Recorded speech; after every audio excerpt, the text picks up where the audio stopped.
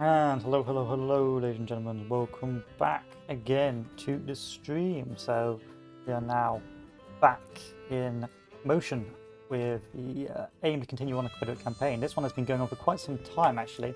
Um, I do find the Confederate campaign much more challenging, especially because the Union has some ability to come back. But the difference is I don't have to take a lot of ground as Confederacy. I just have to take Washington and prevent the Union coming in. But we'll continue and we'll do a strategic situation as per usual and see how we get on. Yeah, and let me, don't care about you OneDrive. Let me do the usual full on turbo mode, or streaming mode as I like to put it. Get more into the game.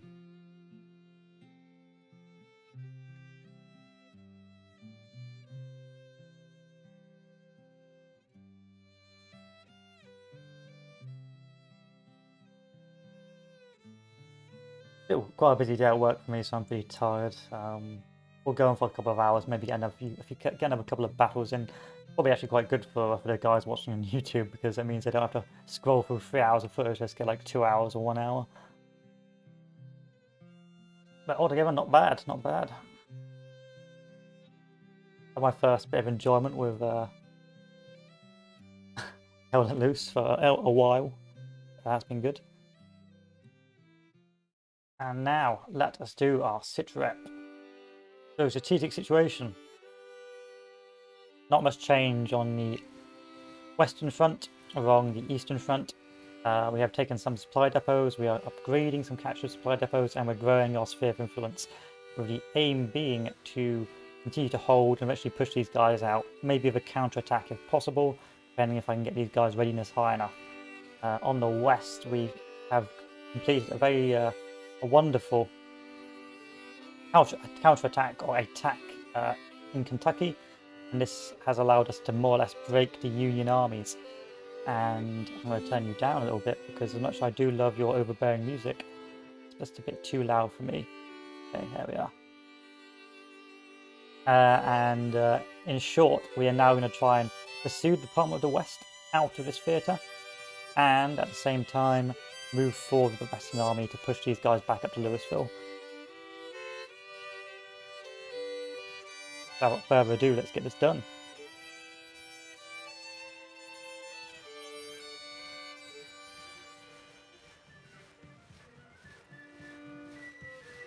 Once again, another battle. So I got 24,000 men. I got 30,000 men that aren't fit for battle in here because their morale's too low. Not the end of the world. Actually, yeah, not the end of the world. We've got plenty of guns. Their manpower is diminishing. I suspect the Union's going through draft issues right now, so we can win this fairly easily. So I'm not too concerned as of yet.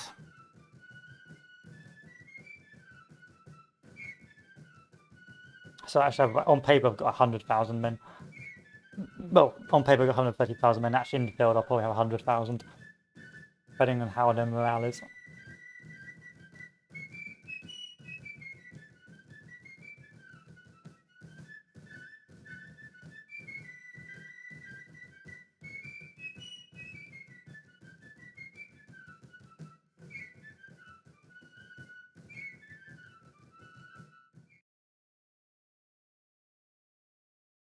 Yep.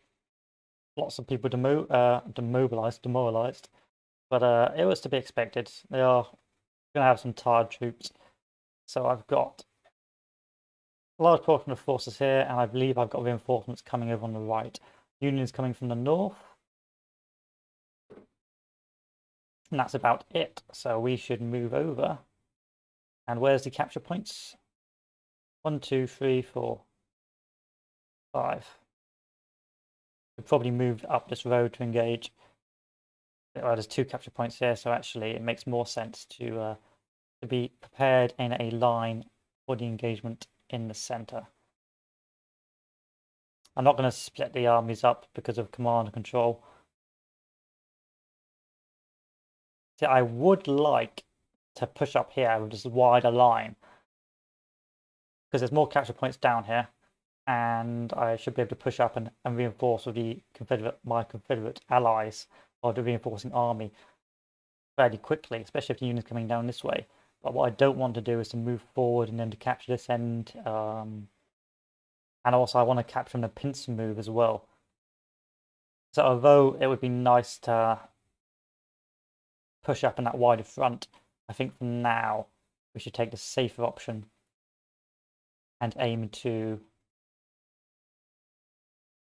cross as soon as possible and expand our lines here instead.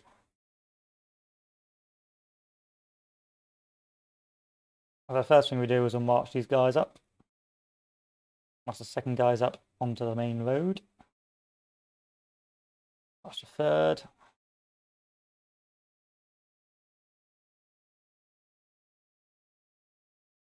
And then get those infantry, get the reserves probably back here, I'd say. Cavalry and reserves as well, just to be a quick reaction force. The cannons.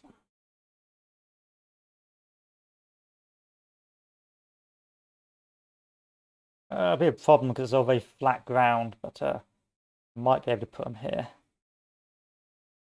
And they can fire from long range. A lot of cannons in my army, so I'm not too concerned about losing.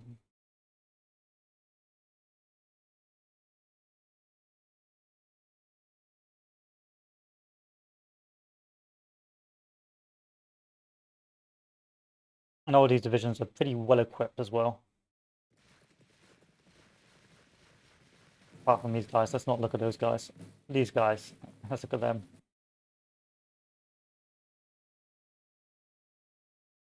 Flames 14 pounders, not bad.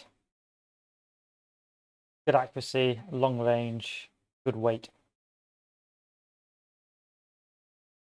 Around not too shabby.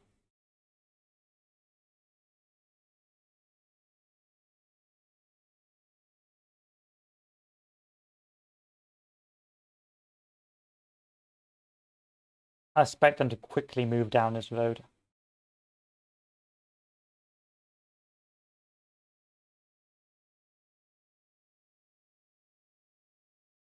Yeah, I thought so.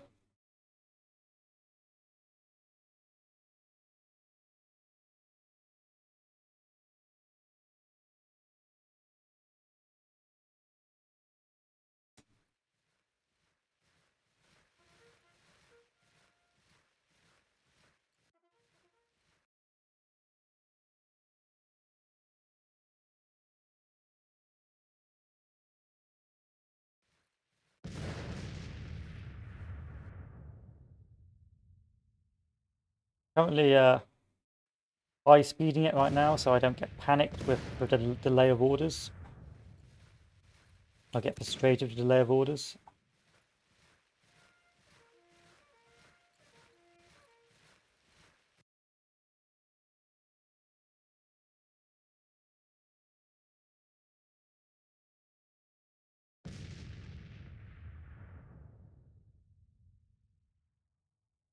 Where's the rest of these corps coming from? Alright, it's taking their time. Sadly, they appear to be in a better position than I am, but the morale looks to be awful, which is great for me.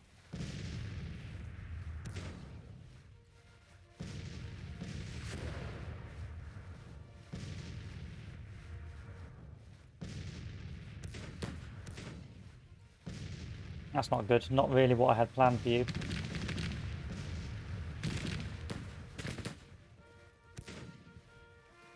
Yeah, not sorry. Sorry, Lee. Lee's brigade. Not what I had planned. I do apologise.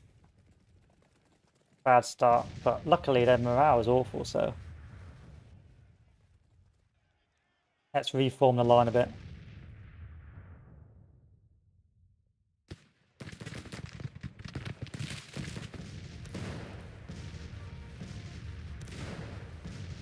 Come on, fall back, you fools.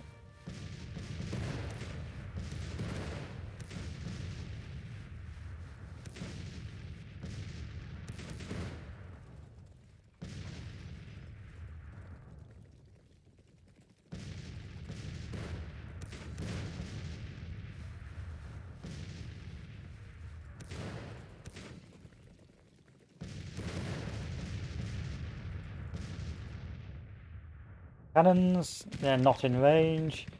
Cannons have to move forward, probably onto this hill here. So, charge them down.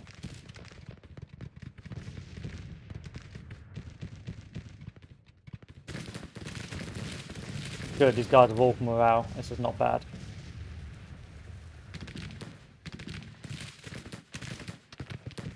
Grace is not too happy, but I don't blame him after that stunning performance I performed earlier. That's not a 14-pounder cannon. Why you lie to me, game? Alright, Johnson is here.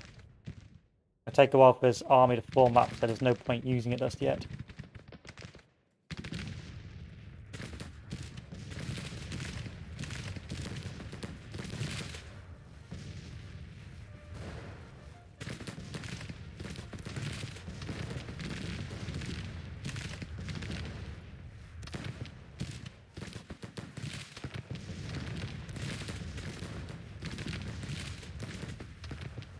This should fix any problems we're having. Had to do a slight change of plan, but nothing that's too difficult. So, routes. Yeah, routes fine. Flags moving forward. Let's move forward these fellows, even though they are a tad nervous.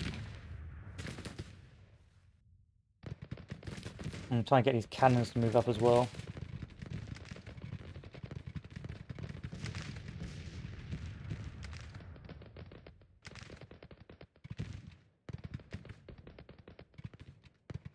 Good thing I kept that reserve and Buckner's division in the centre, so if the centre is challenged too badly, we can always...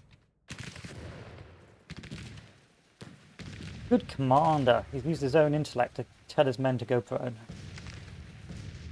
We can always... Who is that commander? Well done, Gracie.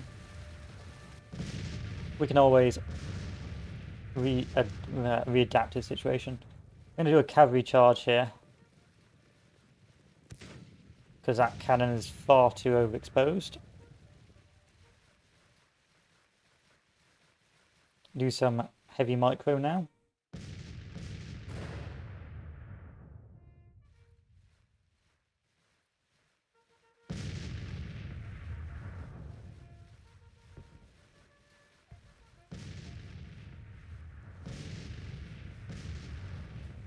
That cannon hit very hard at short range, which is not good.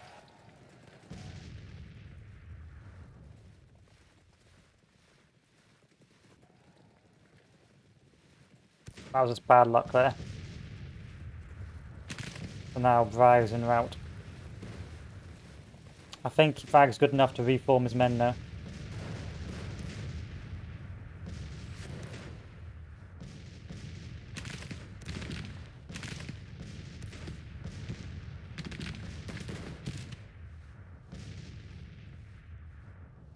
You need to fire at long range.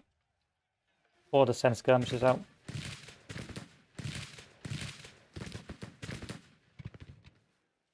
Yeah, cannons are so difficult to push if they're pushed from the front.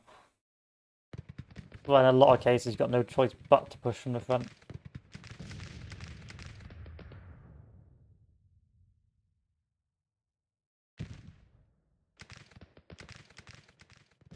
The rest of the army's still in chaos over there. There's no point using it yet. If I just keep on sending orders to Johnston, he'll just get confused.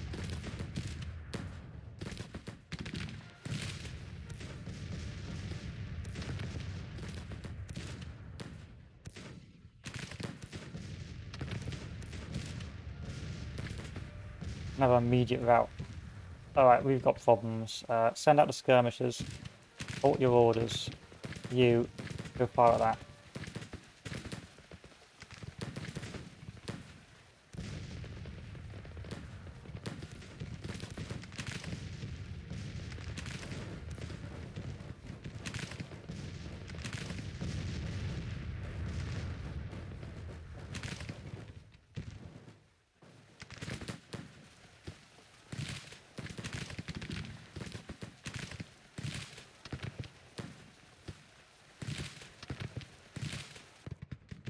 Those cannons are devastating me. I've lost, what, 3 brigades to that now?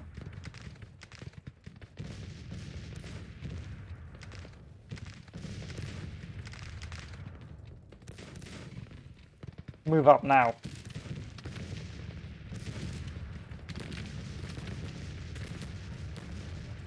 But we've got her attention, so it's not that bad.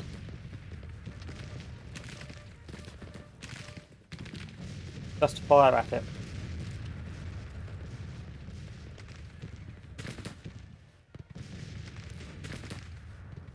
Okay, Avery South has returned. He's no longer routing. Good on Avery. Attempted push on the left flank, but it's been disastrous for the Union. Wingo. And Wingo was his name. Oh.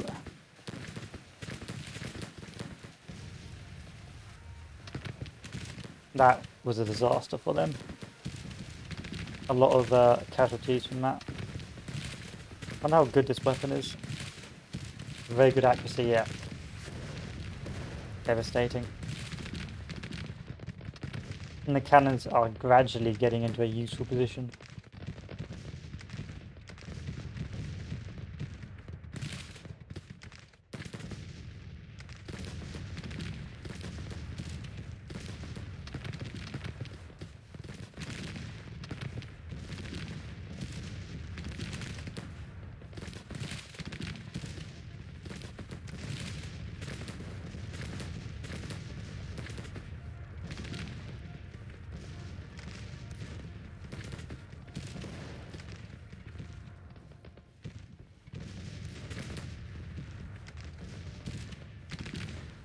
My right flank is has been disastrous.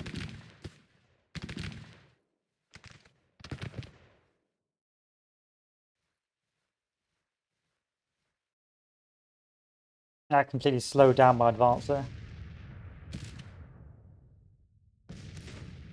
But this this creek has been devastating for the Union as well. I don't see a lot of, even when my guys were out, I never see a lot of bodies. I think it's because of the uniform, if I'm honest.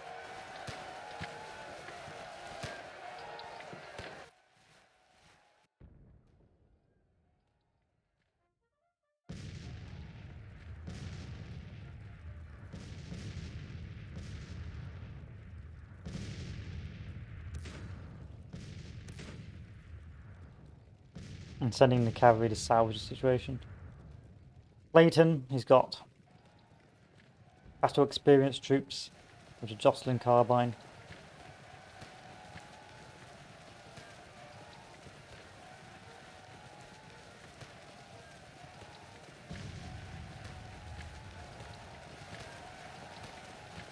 Hold what you're doing, hold what you're doing, hold what you're doing, retreat. Retreat. No, no, no, no, no, no. Clayton, no.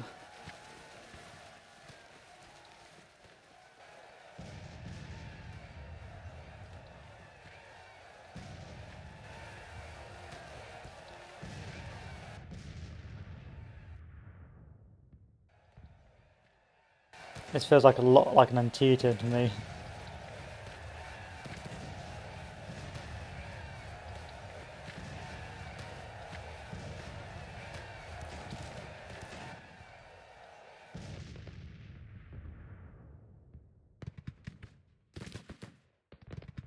It's a bloody battle on both sides.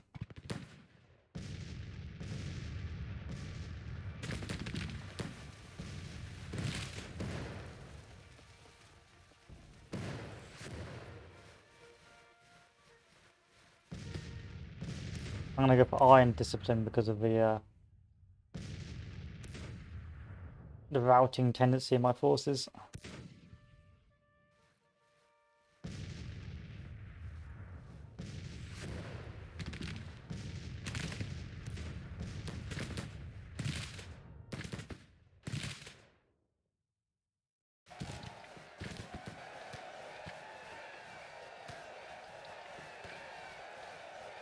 Slayton's lost I haven't lost any men. Interesting. You sure you haven't lost any men? Apparently not.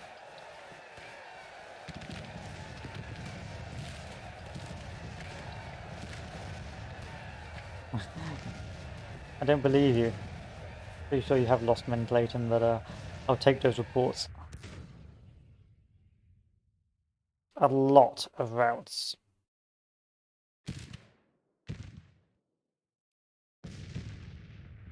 I'm gonna start ordering my cannons to do counter battery.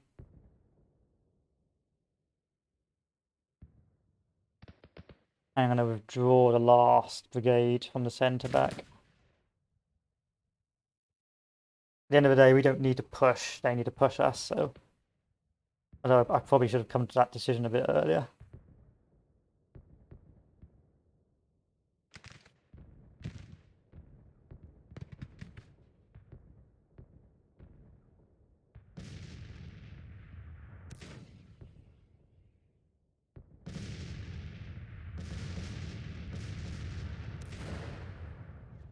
Get some more iron discipline. I want disciplined soldiers.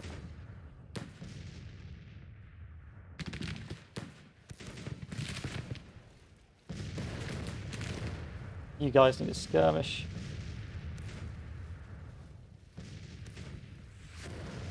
No, another route. Yeah, we can't afford this many routes.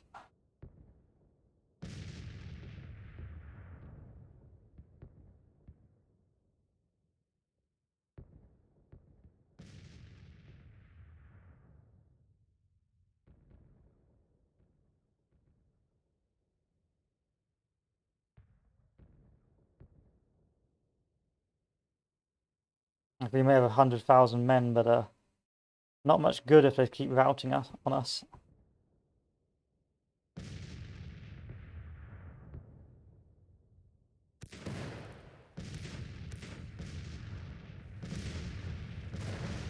Feel free to open fire at any second. Oh, nice. Yeah, like that.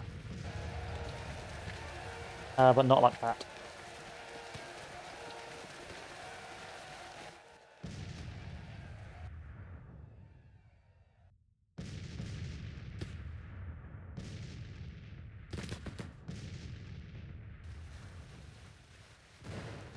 We run the risk here of being overwhelmed.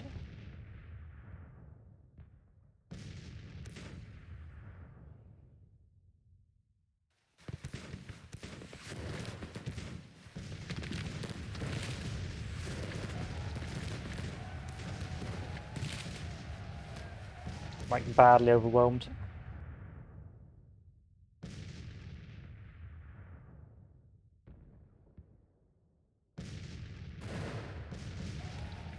I want you to move out there.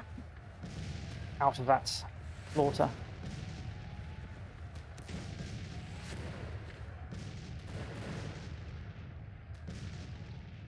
And I want whoever you belong to reform back over there.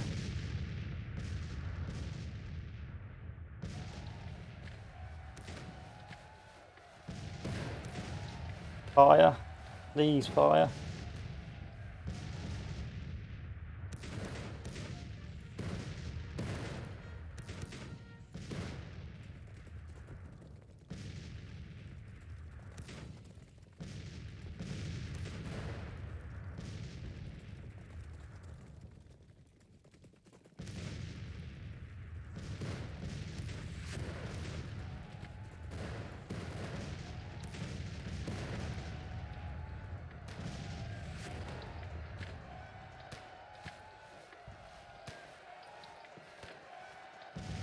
I have a great battery, it's just that it's not knocking out those guns quick enough. The rest of the army's moving in, but it's gonna be too late.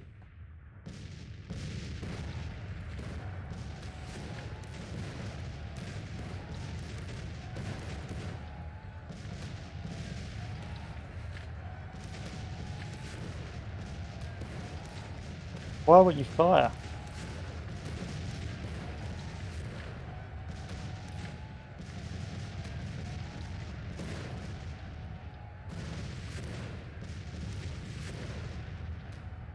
start withdrawing back even more.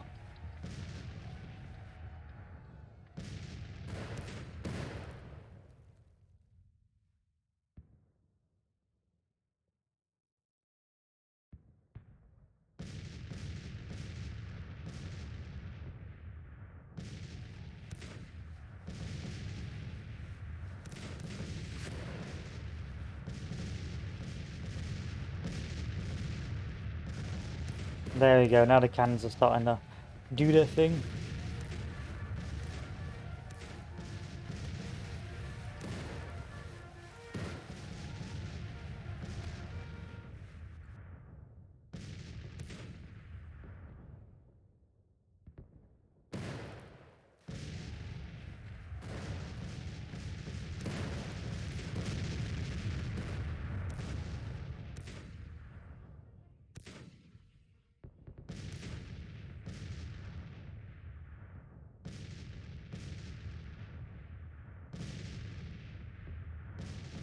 I may have thrown this battle.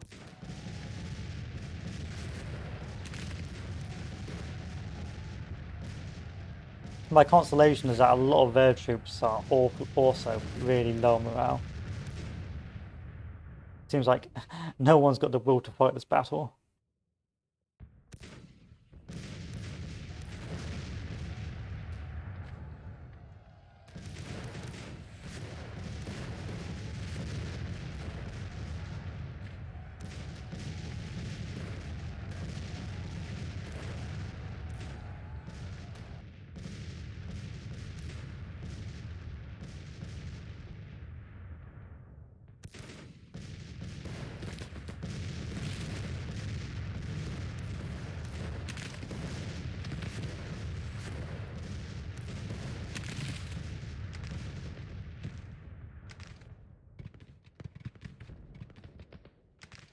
Some reforming armies, brigades, this will work in our favour, he says.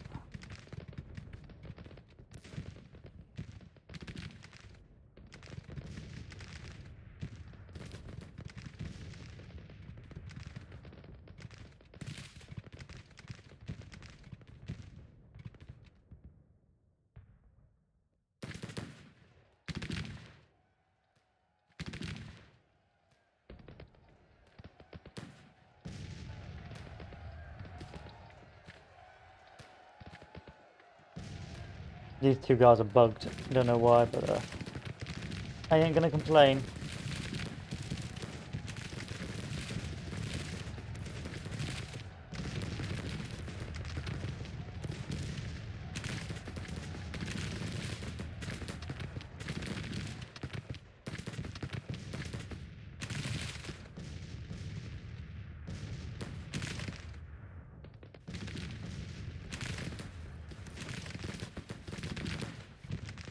Okay, I think we've softened the batteries enough. Let's start moving, going back to fire at will.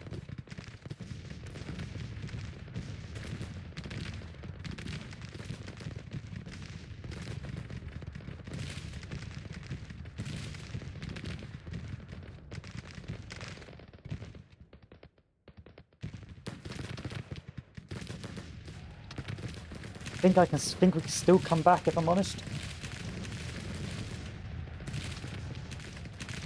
The enemy advance is slowed. It's just about getting this force up in time. And we have a whole corps down here which just hasn't joined the battle.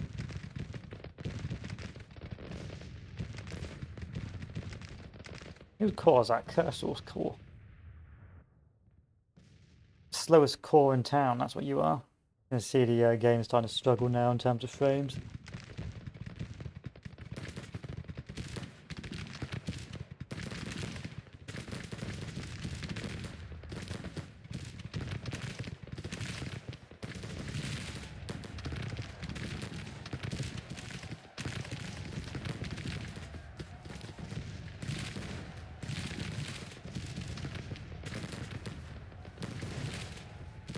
Come on, 1st Brigade, there's none of you left.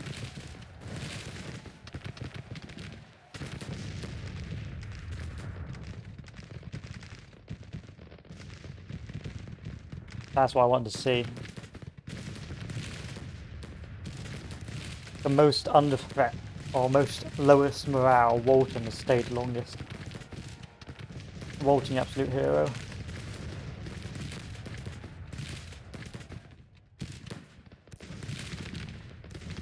I'm not going to change orders.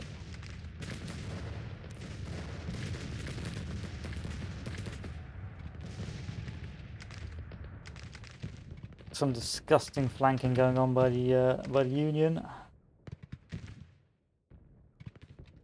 Run back this way if you can.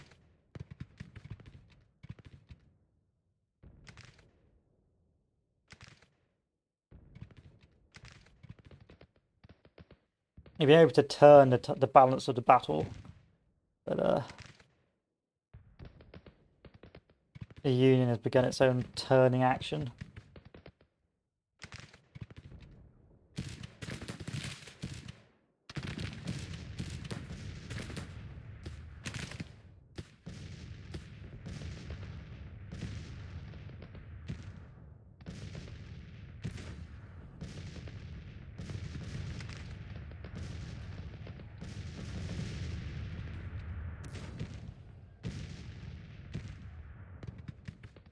I'm gonna have one battery focus on counter battery and one battery focus on infantry.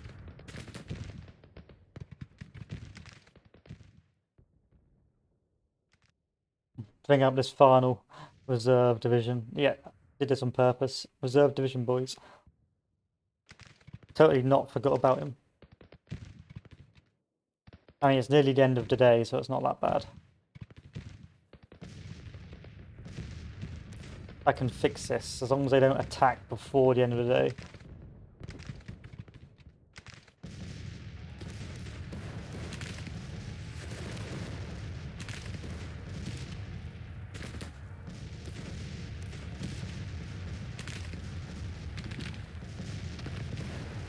I mean, yeah, I can fix this.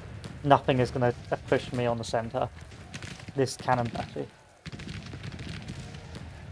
I mean, looking back on the battle so far, I thought I had this. I thought it was a pretty easy victory, so I probably overextended. I got too cocky with the motivation of my own troops and thought, okay, these guys are going to get smashed, so I can just go offensively. Didn't expect, if I'm honest, my guys to have such a low willingness to fight.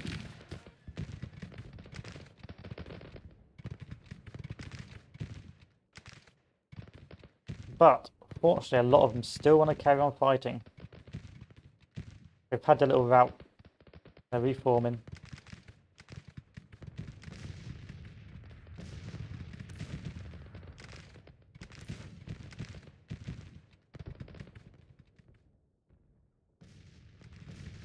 Could be worse.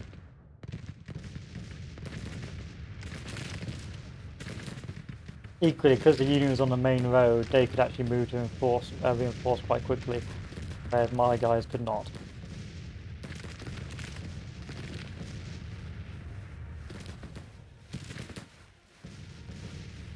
Yeah, the Grand Battery is winning us this left flank. You're going to get upgraded for Iron Discipline.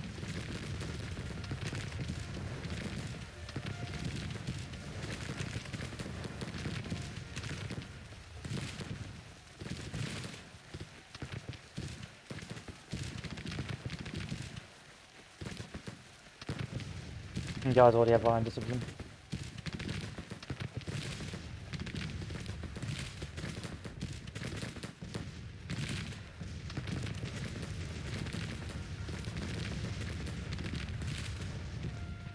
It has really been a roller coaster of a battle. 1 minute, they've got the upper hand. Next minute, we've got the upper hand.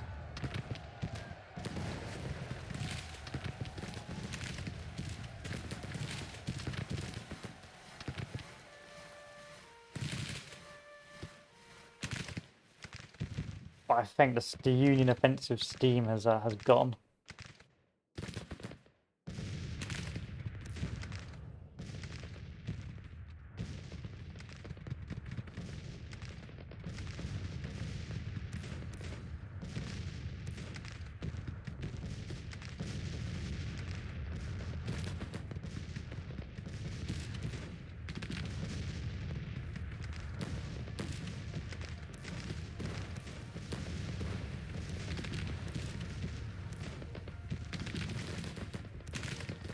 Come on, Walton, you can do this.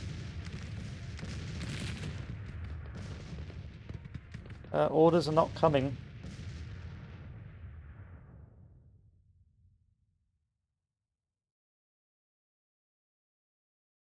But it's not the end of the world. So let's reform what's left of the Confederate ranks. What's left of Lee's army? Morale is stable, that says it all. This stage, I do want to keep on holding this hill. If I'm honest, I know the hill has actually been devastating for the enemy, but I want to hold it at an angle. I'm going to move forward what's left of the more cohesive troops. Stick them about there.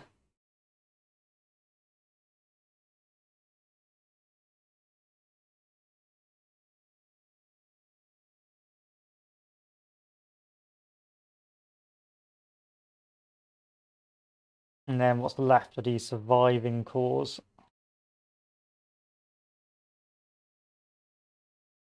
Put them around and solidify our position. I put these guys to hold the center.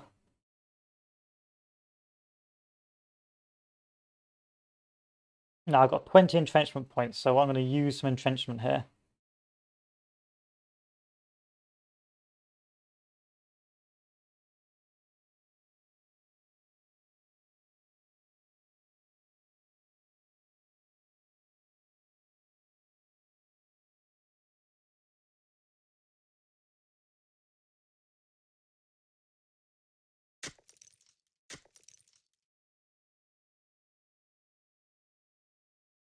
You're broken, you're no use to me.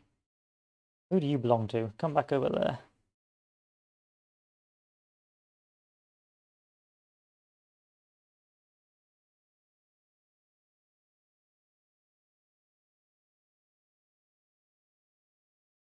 I mean, you might be still of use, even though your cohesion's garbage.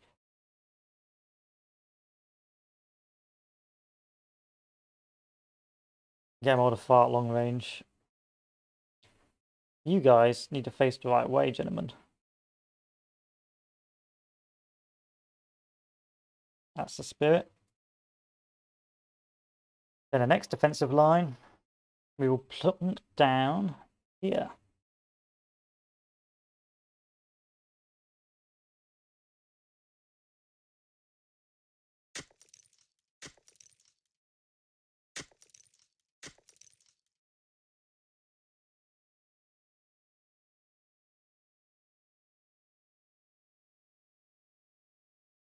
I wish you guys would be more willing to fire long range. And the final defensive line, probably just going to stick you guys there, if I'm honest.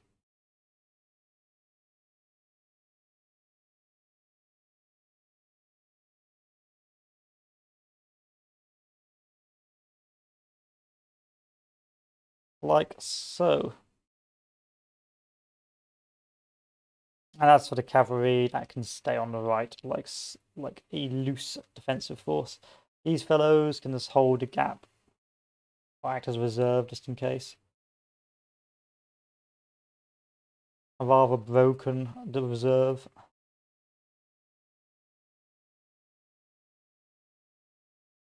Couldn't get these guys up.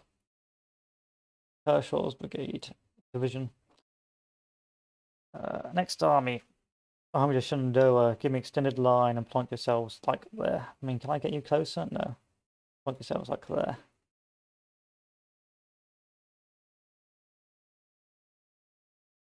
Continue. Click play. And move in as soon as possible to salvage this.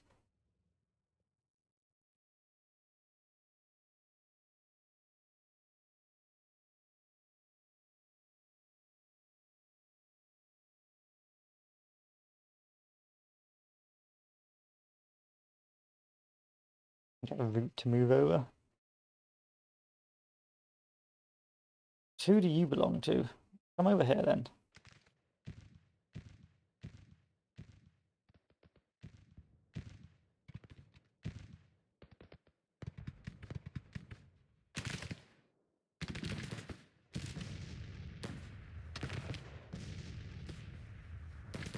So we've re-solidified just about, but their troops have better range than us on the north, which is not good. So we're going to get rid of that now. We're going to bully this one core while we still can.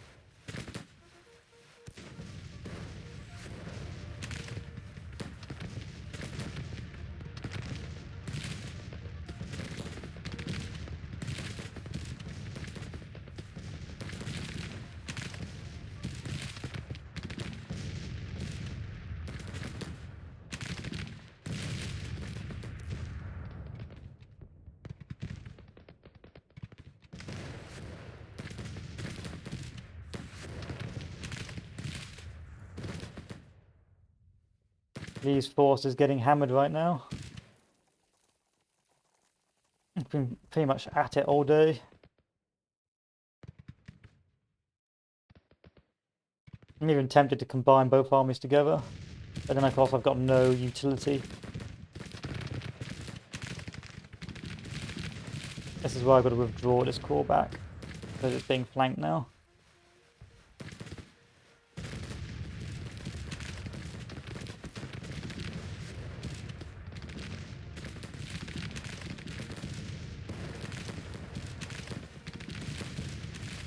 Thank God.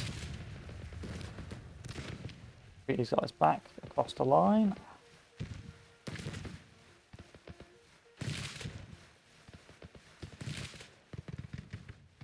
And over here. I just hope that Bugwine or Bergwine is a sort of man to hold the line.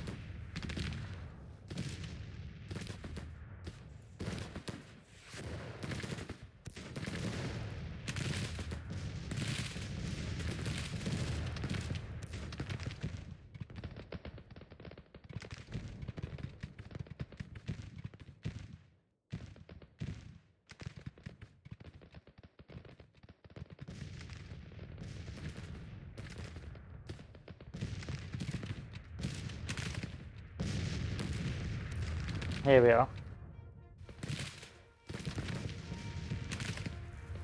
These reports, some of these Union troops must have, yeah, really slow supply and that's low morale in general.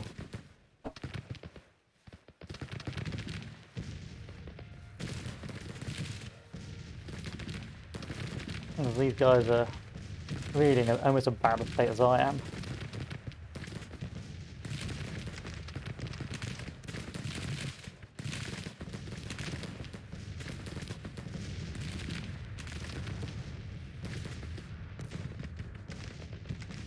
I just had a valve to my northern flank. It's not good. Need to turn to face that. Not good at all, boys.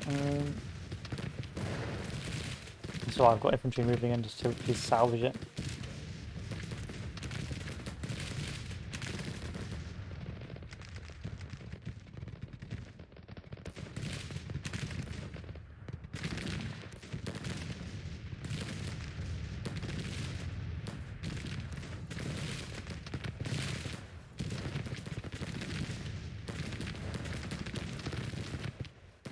What a shame.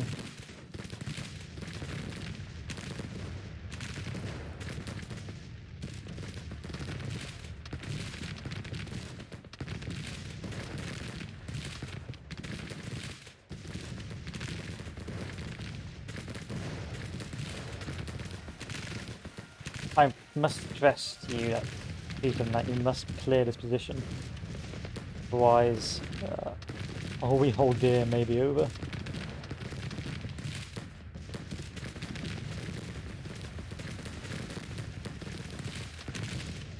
I think some of their cannon batteries are also counter-battering me.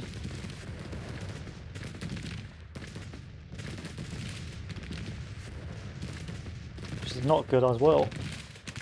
Not only am I losing the fight there,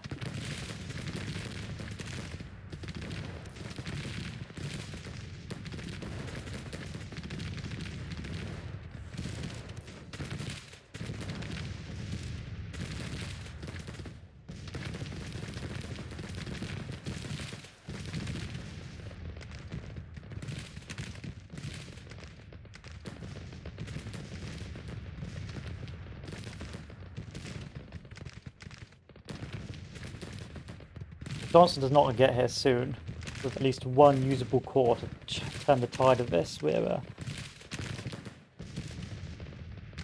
going to see the destruction of Lee's army.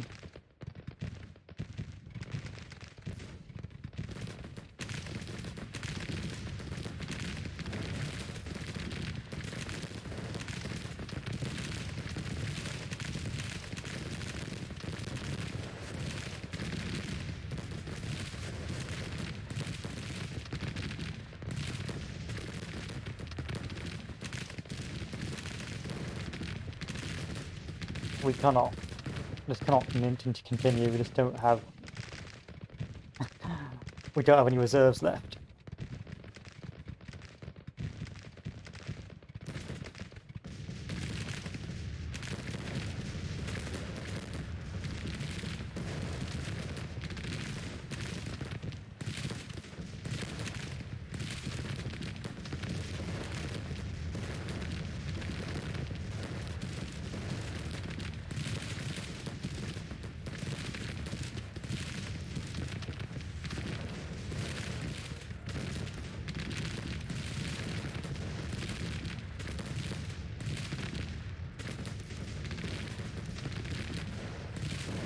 Move this into cover if you can, boys.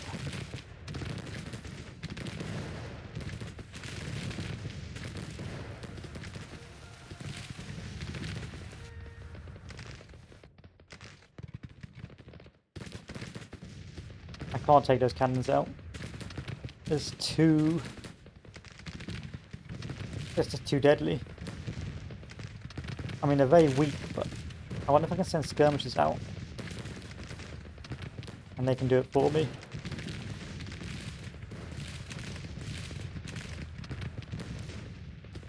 Okay, skirmishers, do your job. Or face the wrong way.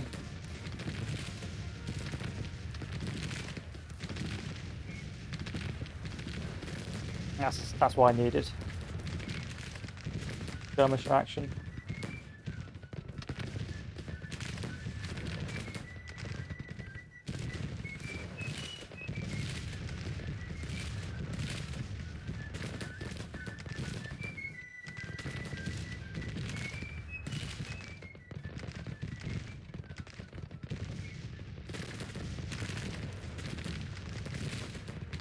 Can't allow it to get any closer. If it does, then my line may break, or this guy might break.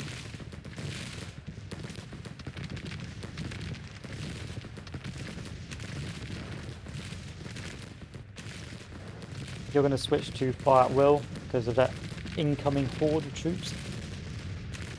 Turn this way, you fools! You absolute fools! That's your target, not that.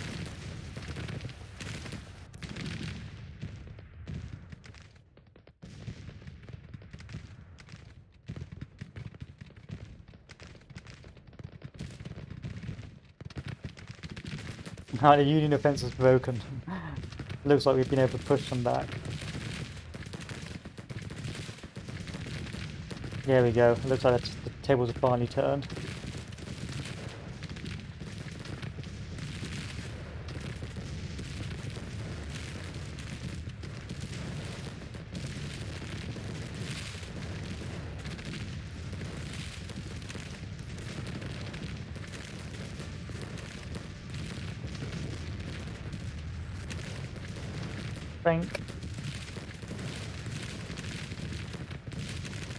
God for that. And Johnson was still late. Major victory. First major victory in a while, actually, if I'm honest.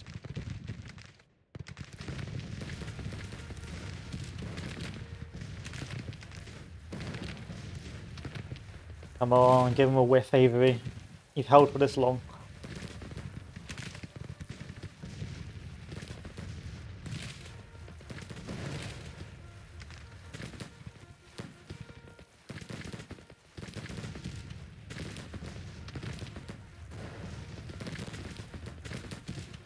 Come on. That's it, that's what I wanted to see.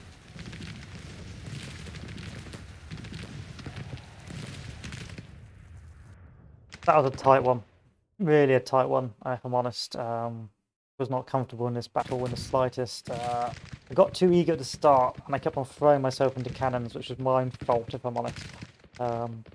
What I should have done, or what the intelligent thing to do, would be to play defensive and wait for the reinforcing army, but I played too aggressive early, hoping to wipe out or do some significant damage to those very low morale Union troops. I didn't realise how low morale my own troops were. So it became a case of really getting smashed on the right just by constantly low morale troops retreating. But fortunately, the grand battery on the left, I was very lucky that I set it up there, because the mountainous or the hilly terrain allowed me to fire in, do a lot of damage to their artillery, and use what was supposed to be my flanking corps to actually hold against the Union charges. As you can see on this this map, there's a lot of Union charge going on there. I don't believe I took too many casualties. I think I just had a lot of routes, if I'm honest. It's a lot of routes. And Johnson never actually joined the battle, which is a shame. He's moving in now to pick up stragglers, but this was all Lee's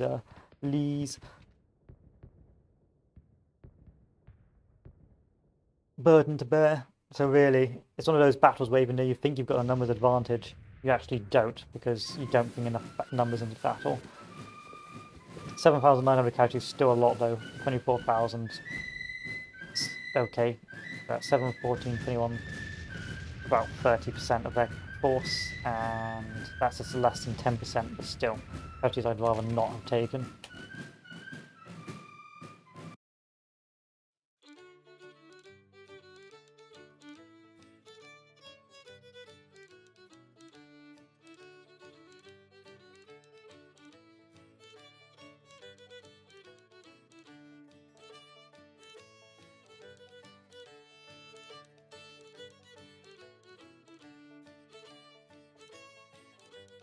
A lot of casualties.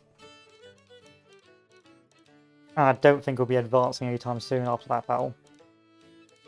There's not enough supply. Not enough troops.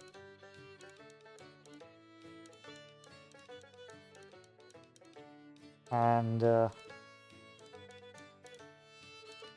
not enough morale.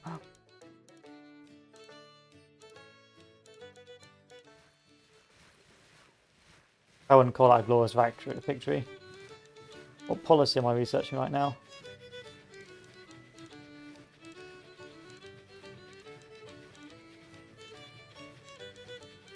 Okay, I'm researching industry 2.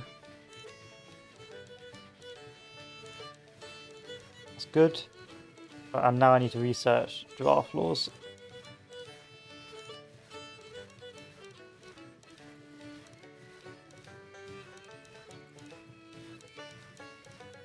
Finally, we are completely out of morale to keep on fighting battles, or out of readiness. I'm hoping that's the same for these guys as well, though.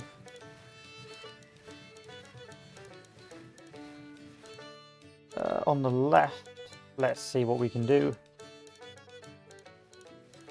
How's this army doing? Still not ready enough to keep on chasing.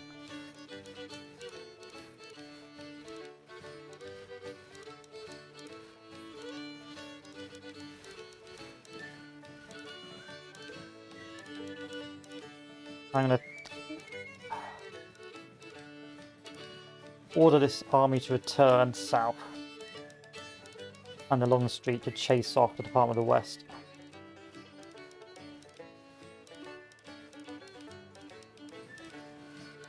There we are.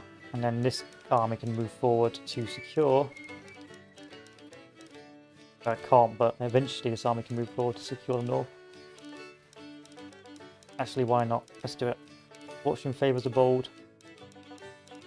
The Missouri State Guard can move in to hold the centre.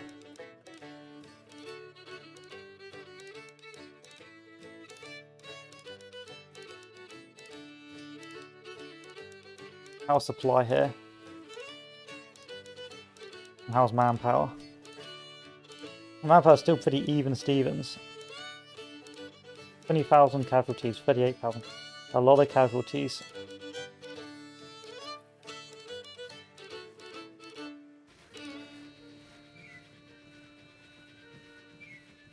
an awful lot of casualties.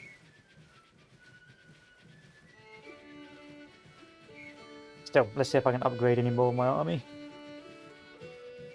Who's got really bad weapons?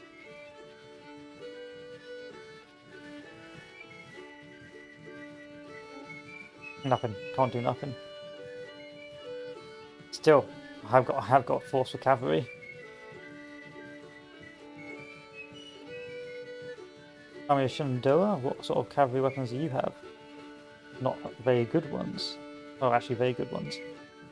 Jocelyn, a pretty good cavalry force. Army of Tennessee, you can have better weapons.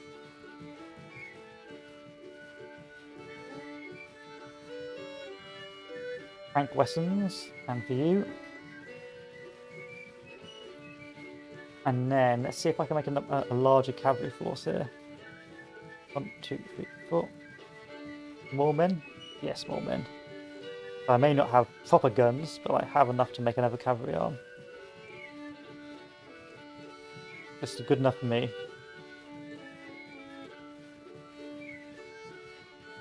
What does a Smith carbine have?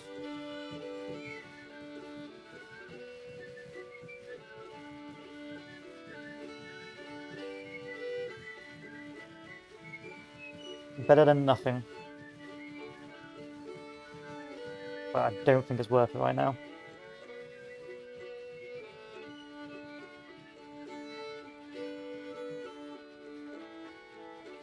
I don't understand why your supply is so low. You guys are getting fed.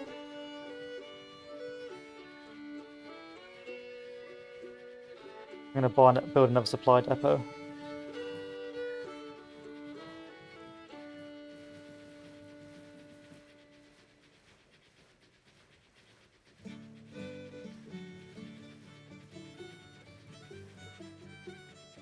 Or not.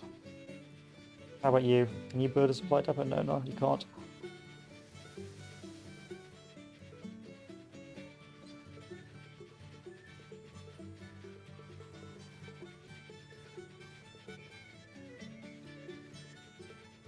Right. Is your supply going up or down?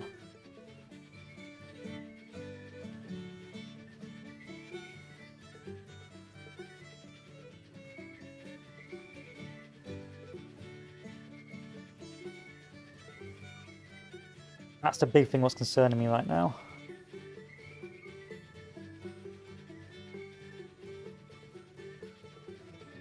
Manpower's not that big an issue for me right now. What concerns me is the supply for the Confederate forces.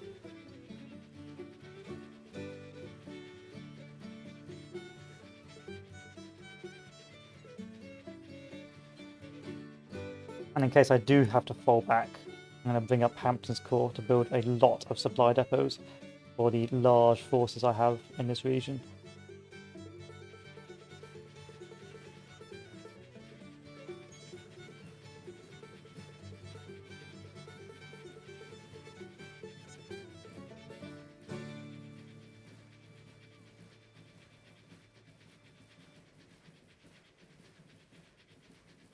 Not enough, is it?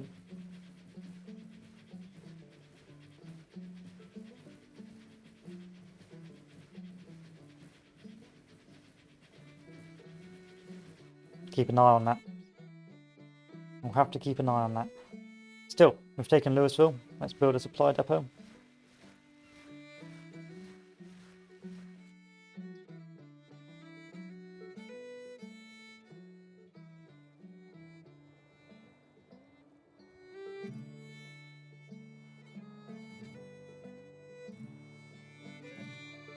And I'm going to give some troops over to the Army of the Tennessee.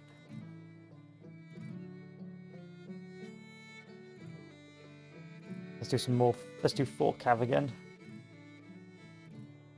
So I'm going to give the Army of the Tennessee independent command in Kentucky to go around and harass the Union.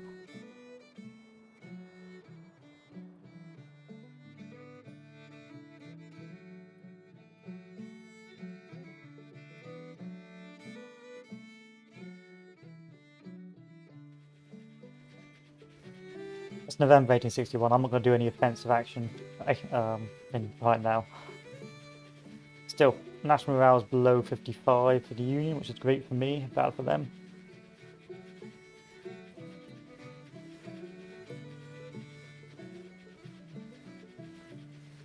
Another supply depot.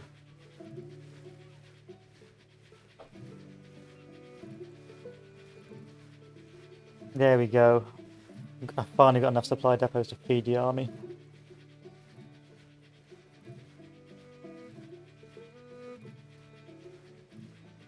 That was a painful affair.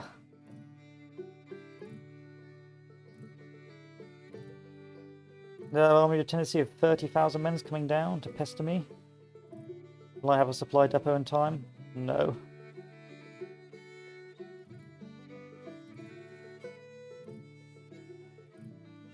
Should have paid attention to that.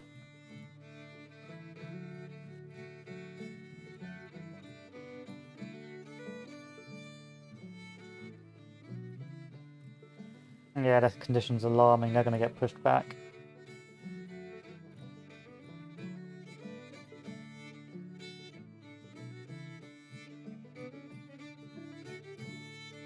Did it to myself by overextending.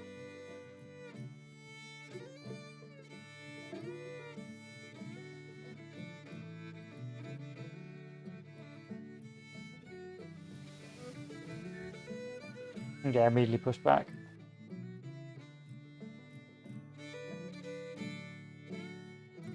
Okay, it's not the end of the world. Let's build a couple more supply depots in the rear areas.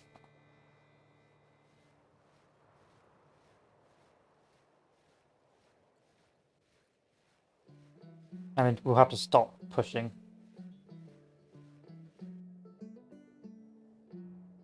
In Kentucky for a while. So 1861, not bad. However, I don't like this Union invasion. Where is it? Hovering behind me.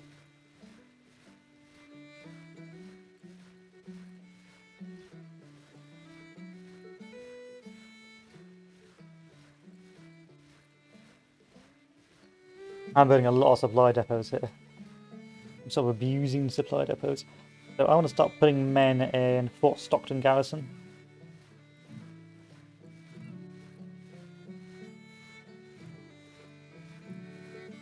Maybe some cannons as well. Good. And I want to put some men in Fort McHenry as well.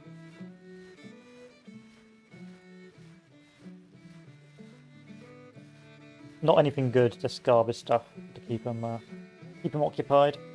And just make sure it's garrisoned.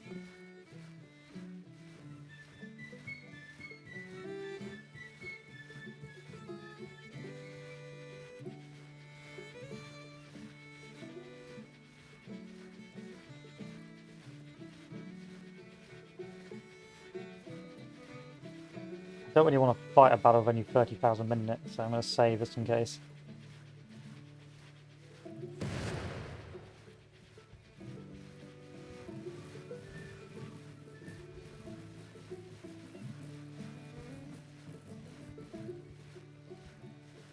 Yeah, I didn't think they'd come around.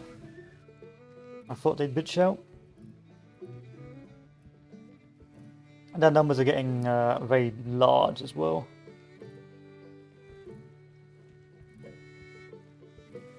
So I've nearly got Melinda Shrack free.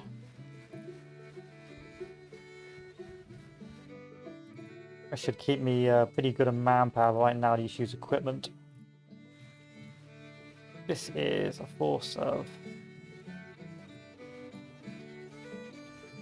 who knows, but I need to move up and stop them fucking me up.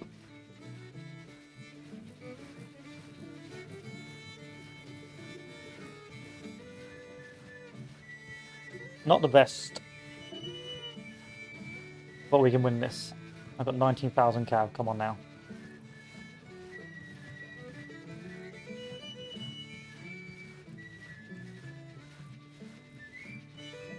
Win it.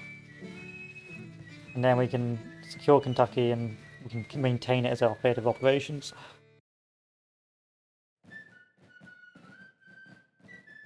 Gotta keep on bringing the water to the Union, that's what I gotta do.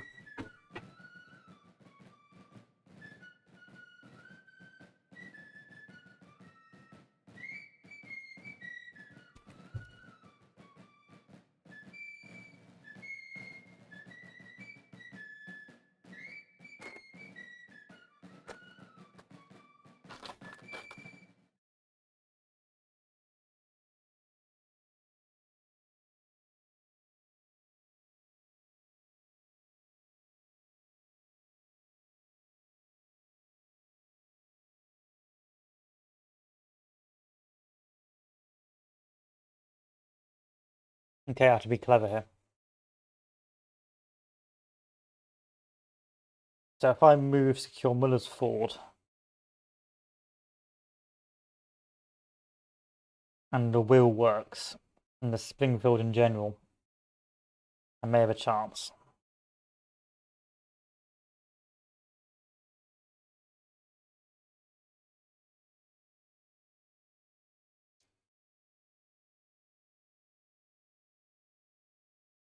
And the other Union is coming from the left and from the north.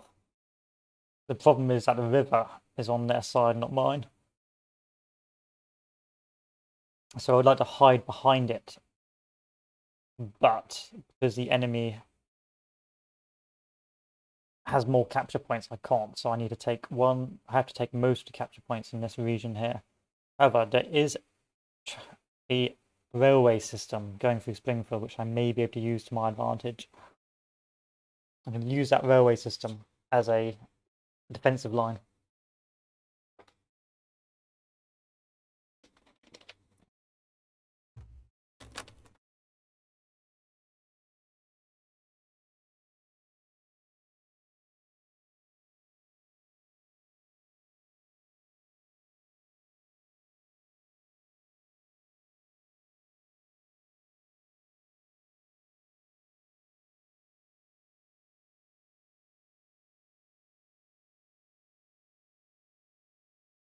And there's his reinforcements. So I may be able to compel them to attack us just by my lack of numbers.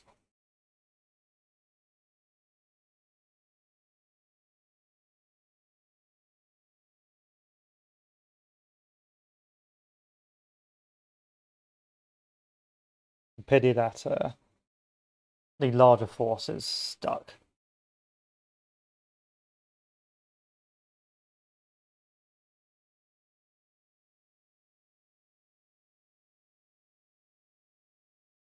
I overextended at Louisville. I shouldn't have pushed that much. I got cocky. I thought I was still in the early stages of the war where there's not a lot of enemy forces moving around.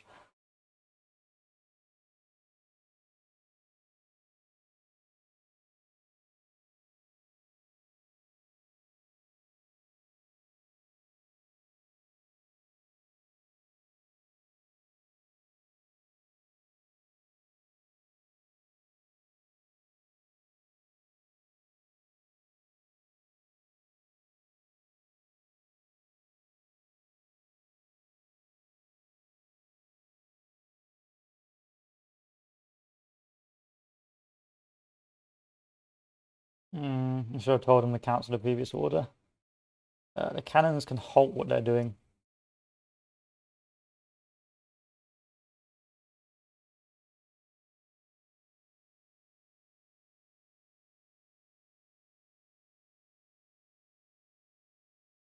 And Taylor's division can move forward like so.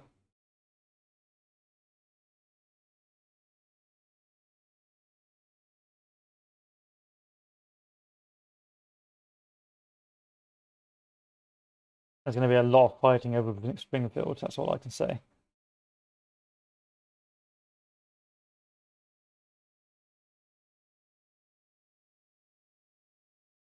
A lot of fighting. The brickworks, eh? I wonder what they build there. I wonder what they work on.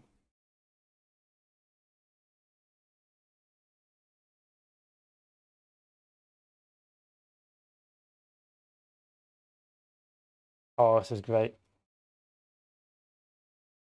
This works very much in my favour. Very much in my favour. Move the army all the way up here, like so. Send the lines out. Move the cannons up like so. Cavalry on the right. Other cavalry on the left. Infantry on the centre. Have infantry in the centre. Oh, lovely stuff. Can't go wrong, boys.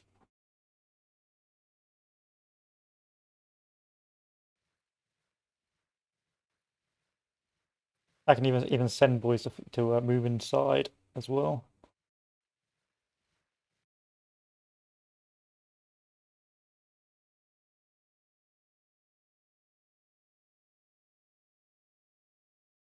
One cannon there. One cannon there. How are you doing? Plunk yourself there. I'm gonna move one of my cannons over onto this little gap here.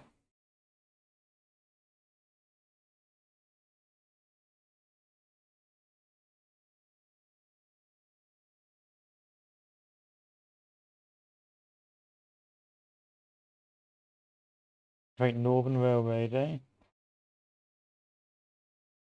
I'm gonna send one of my cavalry boys here. Arsenal Road. And that should leave me with enough objectives to force the enemy to move into my engagement.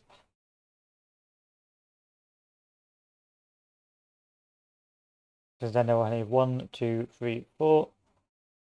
I will have 1, 2, 3. Oh, maybe not. That's a 5. That's a 5. That's a 10. That's a 5. That's a 5. That's a 5. That's a 5. Now we're good. We are good. Tempted to even move my cannons into battery.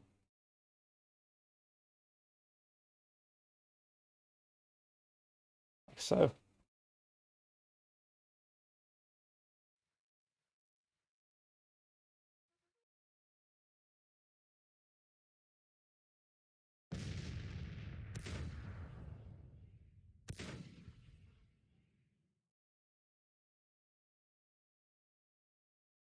Yeah, there they are.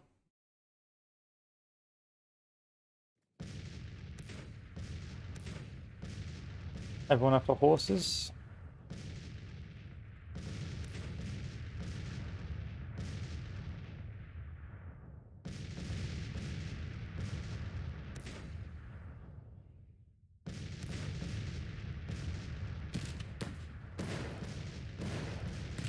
And our own skirmishes.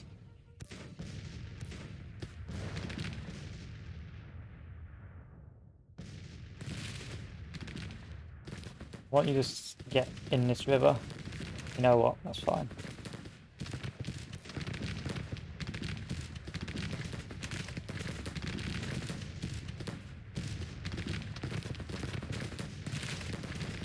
I'm only sending my own skirmishes because I don't want to lose my cannons too early.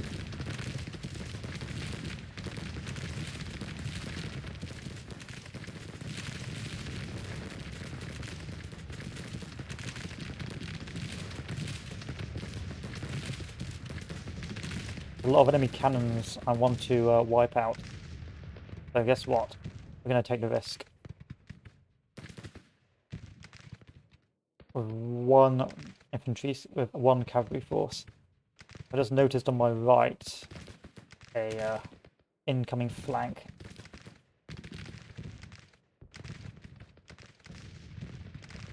Which is not good.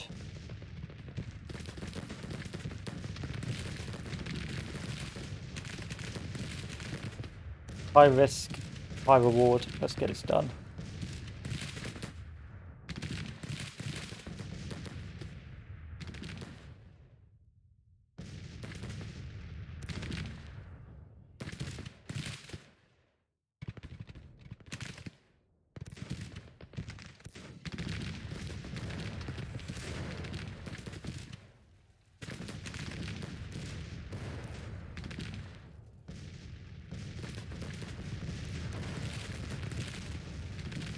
Next one. Come on, Bratton, please.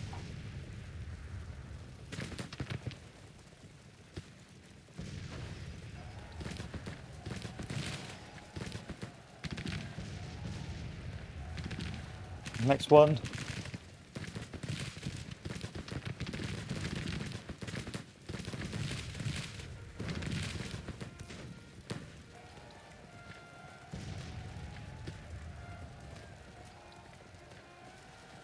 Enough, we can retreat now. Retreat, retreat, retreat.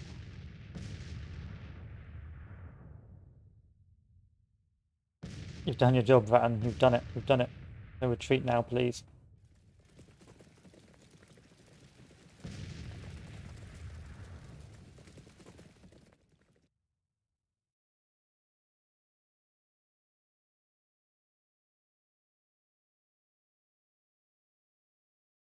This is not good.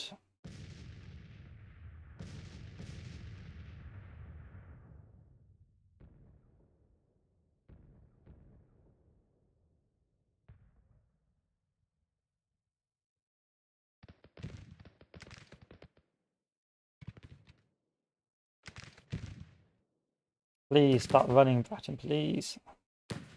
Run, run, run, run, run.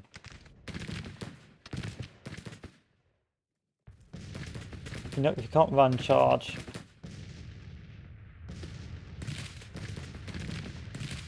Run, Bratton, run. What a mistake, Bratton.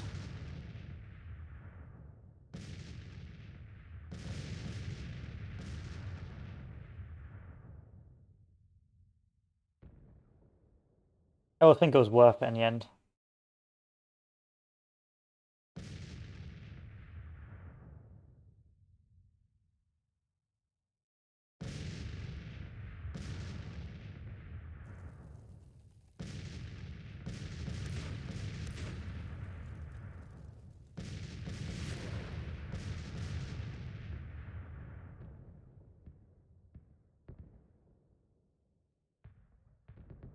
This does concern me.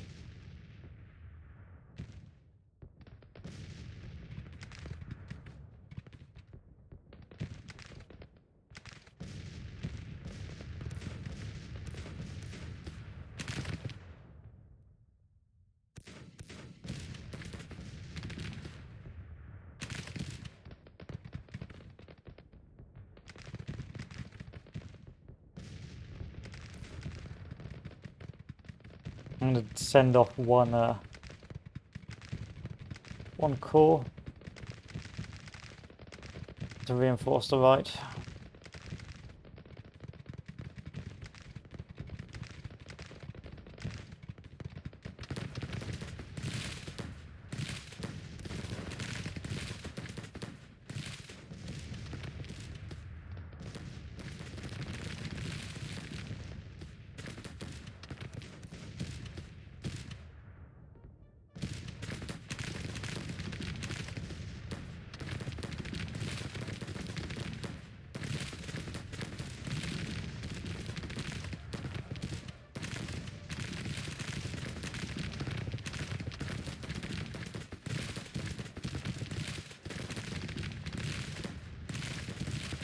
Not good enough firing range. See if you can retreat back, like so.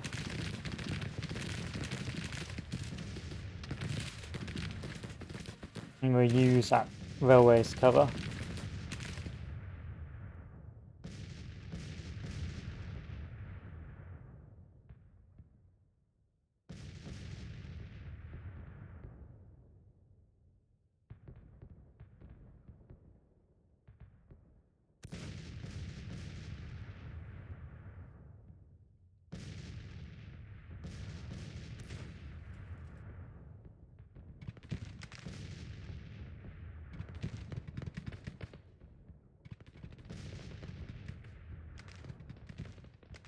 Not worth it. It's not worth pushing it.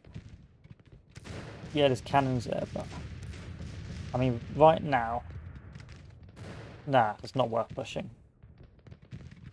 The amount of numbers they have is ridiculous. I just say, I think we should just retreat back along this line.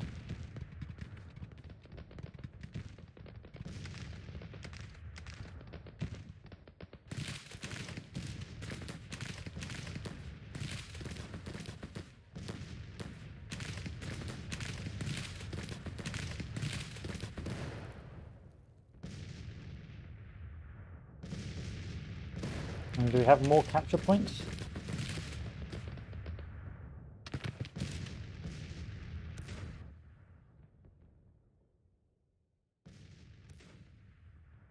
One, two, three, four, five. 1, 2, 3, 4, 5. It's even. Not good.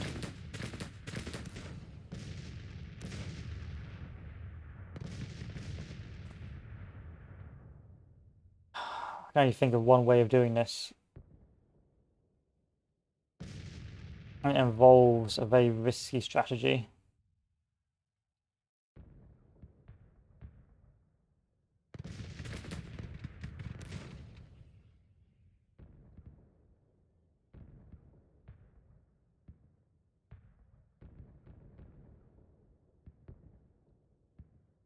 I'm still wearing a vortex of Union troops there.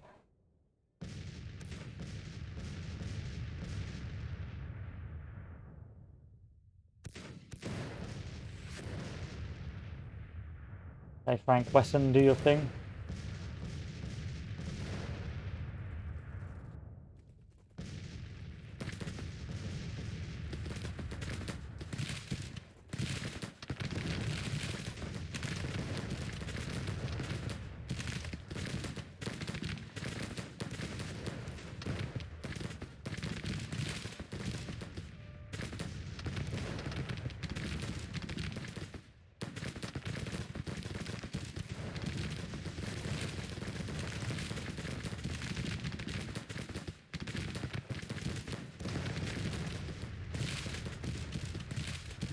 I'm gonna delete. I've got to delete this. Yeah, I've got to delete this army in detail. I'm gonna push up with the cavalry on the right.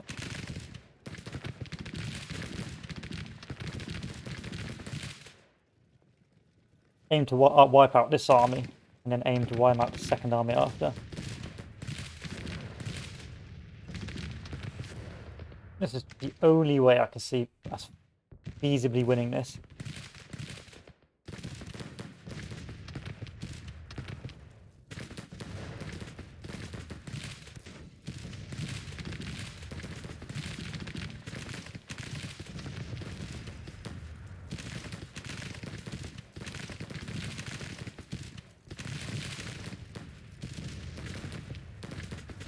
And there we are.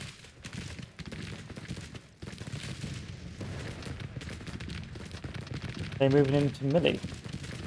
Hope not. I wouldn't recommend it because you guys are getting mown down.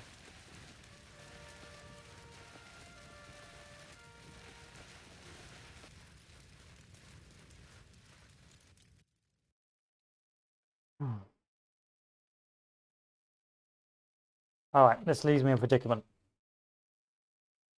I can either lose this right, which is basically a quarter of my army, as a delaying action against that Union force, or I can throw everything I have over onto that right flank and aim to drive the Union off the field. Once I've secured the town, it'll be a case of probably even numbers. I think I can destroy this army before the Union gets close enough. So that's what I intend to do. High risk. I'm going to abandon trying to refuse that flank and just focus on throwing everything I have about destroying this smaller force.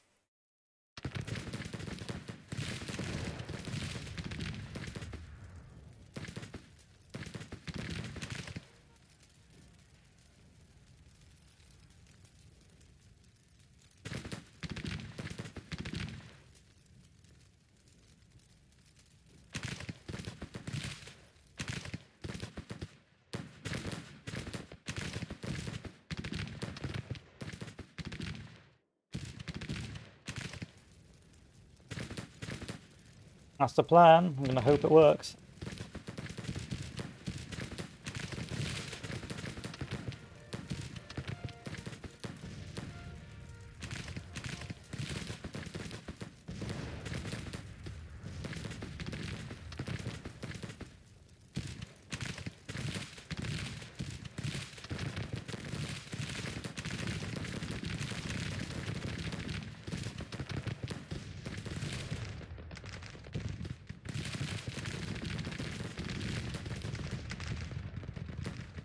think it is. I think it is going to work.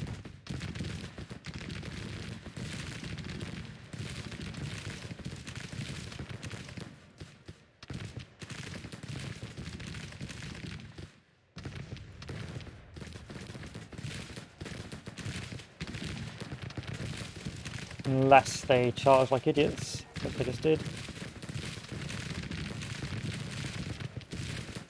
There we are.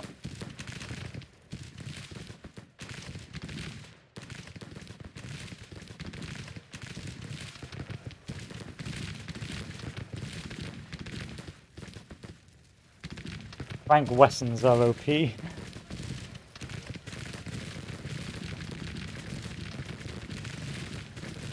Yeah, look at that. I think Frank Wessons may be a bit OP. Let's take a look at these bad boys. Oh, it's a Maynard. Very good accuracy, 300 yards, 12 rounds a minute. Frank Wesson, mediocre 200 yards, 9 rounds a minute.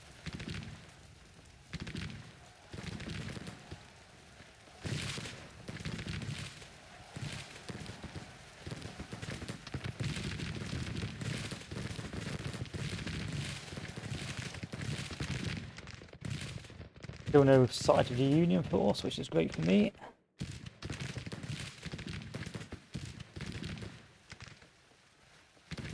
Miles has pushed back the Union assault, counter assault.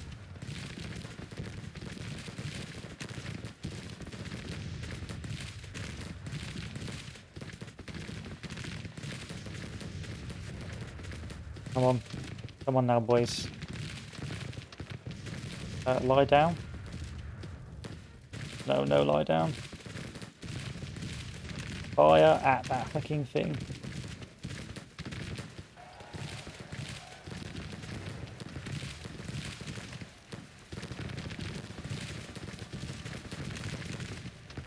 Good enough.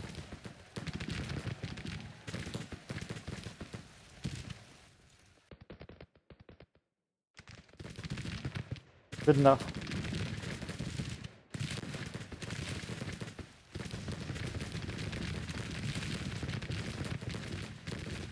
Come on, wipe out that cannon before I wipe this out. Charge.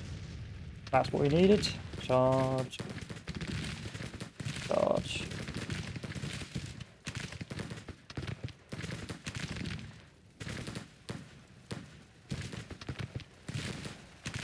That's a right flank. You should be getting mown down.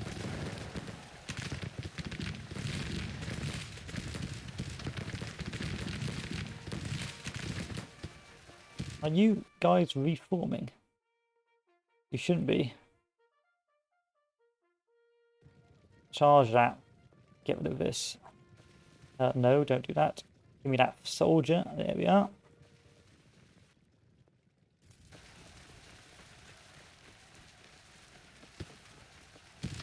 Let's zoom out. See if we've spotted the enemy yet. We have not.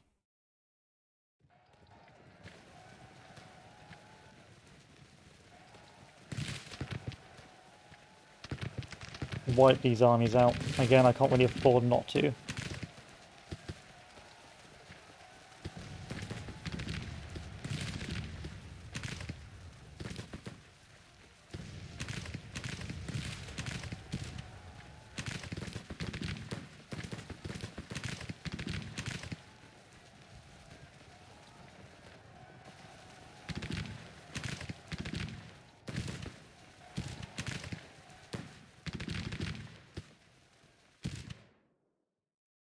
Okay, there's enemy. There's enemy force. So we need to shuffle our lines.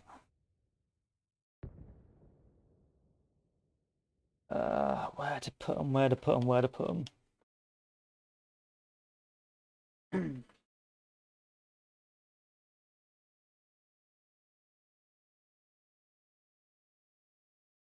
Where to put my lines now that they've pushed over here? I think we should give up the ground and maneuver over here.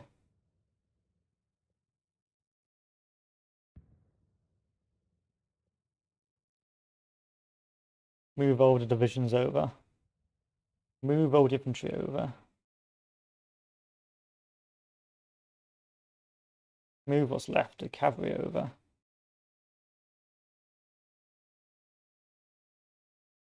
Let's move everything behind here.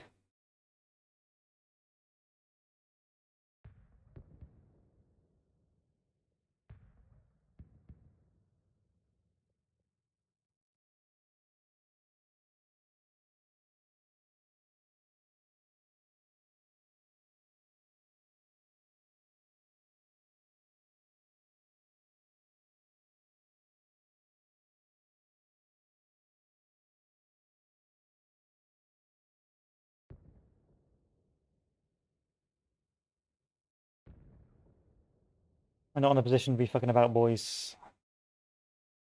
You gotta move, and you gotta move now.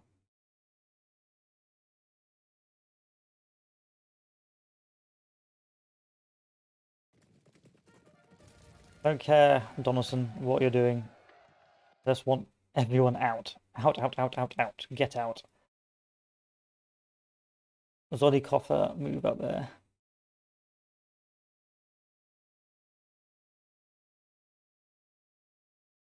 We are leaving the town. We are leaving the town, guys. Get the fuck out of the town. Oh, thank God. In which case, I think the last route forced the AI. A bit gamey, I will admit, a bit gamey. Looks like the amount of casualties the AI sustained from the surrenders was enough to tip the battle on my balance. But still, a good use of strategy there to move to destroy the weaker force in the hopes of being able to get on an equal playing field against the opposing enemy force, which we did, what we were in the works of doing. I would have liked to see the battle going a bit longer, but I'm quite happy with this victory as well. It makes sense, you know. We were pretty much on par in terms of troops now.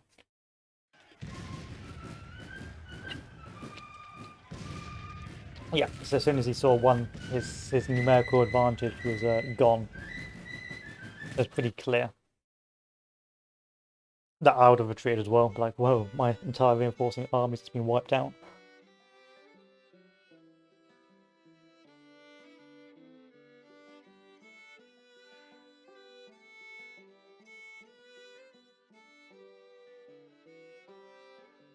Sadly, if guys fall in disgrace, I think right now there's no real way of getting him out of disgrace from what I've seen on the Steam discussions, which is a shame.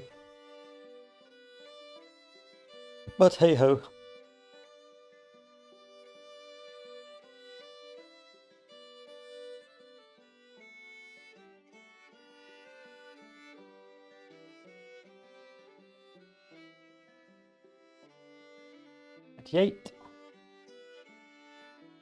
This is quite an important battle because it's reopened my supply lines. Hopefully allowing all my armies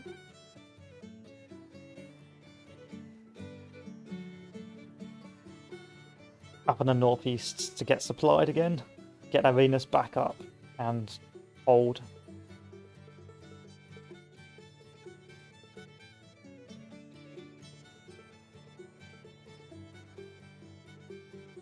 Come on, finish the auto-resolve.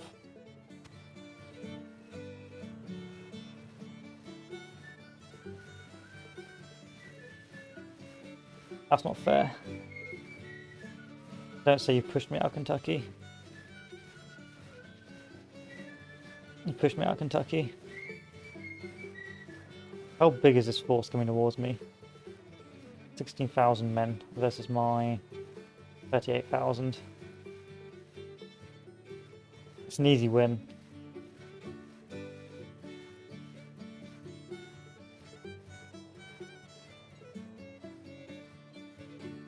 Wasn't enough. In the meantime, just keep building supply depots around Nashville.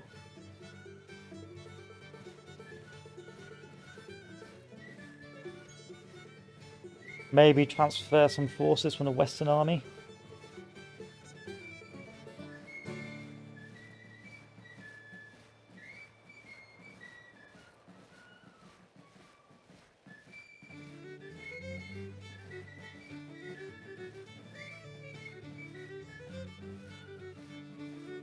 That should leave you about 60,000 men, which is a healthy number.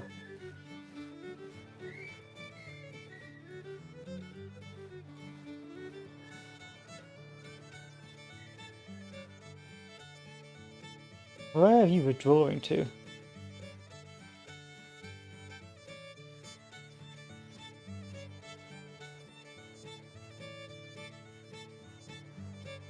$23,000 men. That's not bad. 23,000 men ain't that bad. Another Xbox huge battle.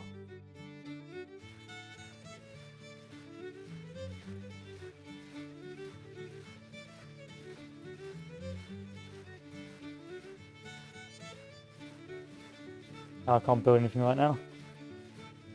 So yeah, numbers are still going up over here. I don't know where the rest of the Union's army is though, however it doesn't really matter.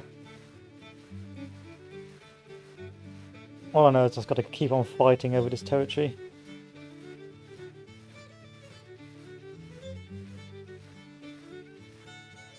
I didn't save, I should have saved. I'll save in battle.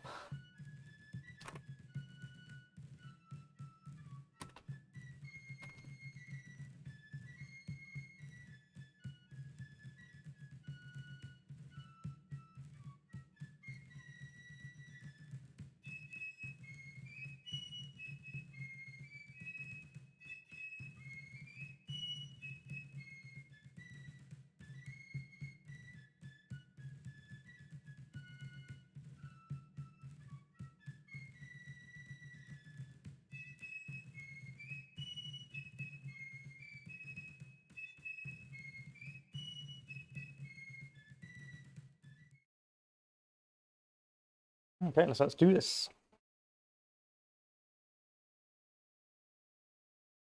Let's first save the game. That saved, yes. And let's get a look of the lie of the land once again.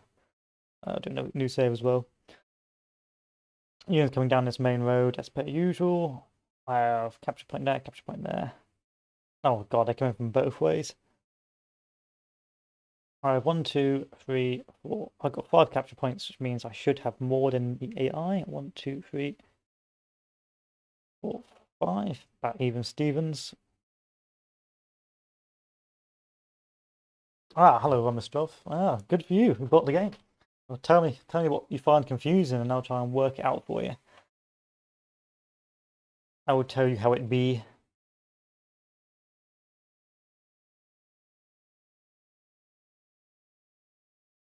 There the truth, the whole truth, and nothing but the truth. Probably. Probably.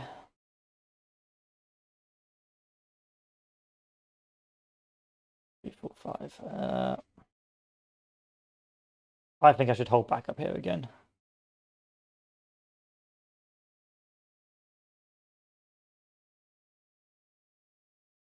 Because that's where the my reinforcing troops are coming from. Still, I don't like how my guys keep on coming from one end of the map to the other.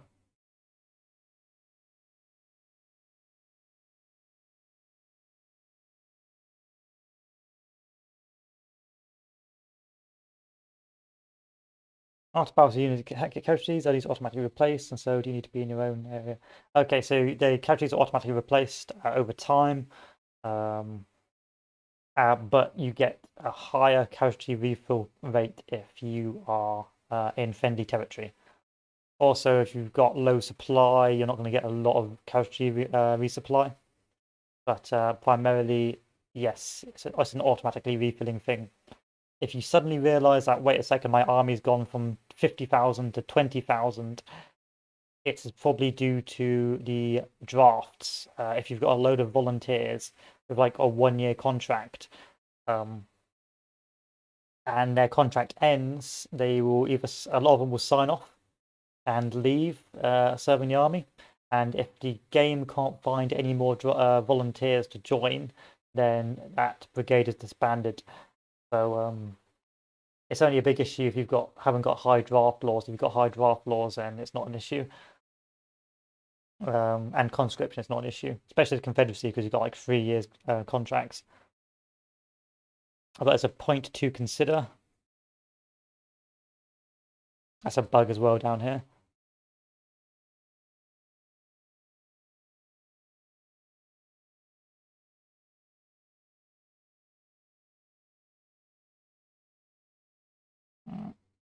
Left flank. So yeah, you're going to get your casualties back. As long as they're supplied, and you'll get them back quicker if they are in friendly territory.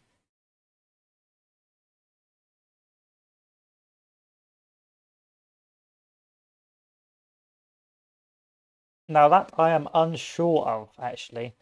I don't think it matters. Once you've actually recruited them, I don't think it matters where the volunteers are coming from.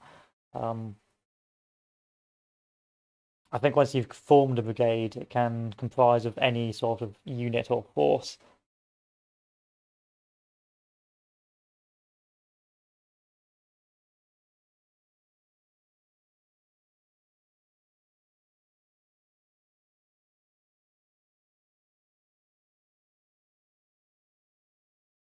But don't quote me on that.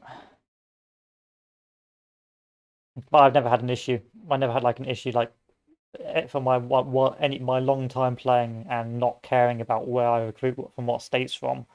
I've never had an issue with having small brigade sizes because of volunteers not being large in the place they came from.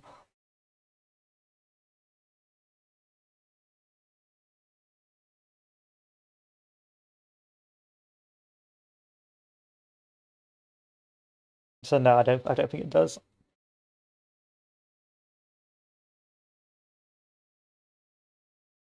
And if they did, yeah, you won't really notice it.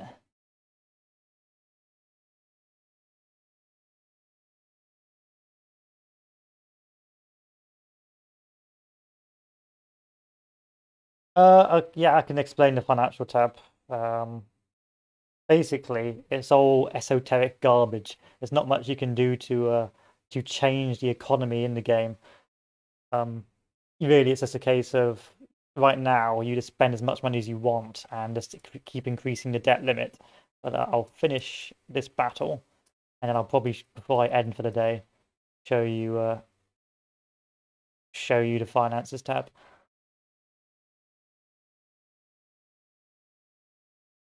But yeah, I'll do a tutorial on a weekend, patch that together, and upload that bad boy.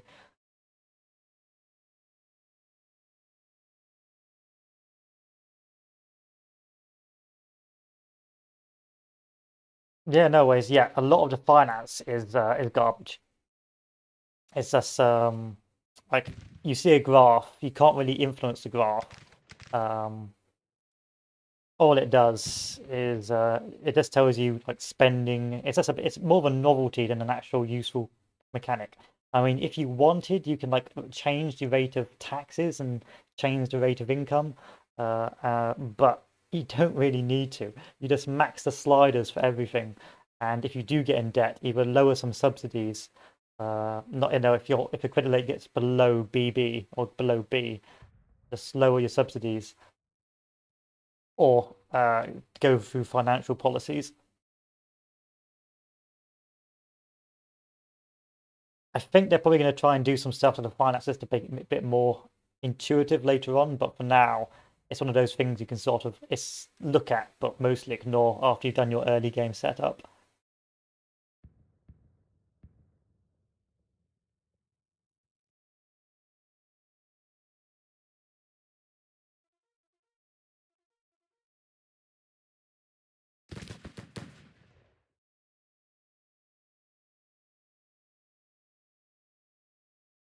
Here we are again, always at Washington, never else, never anywhere else.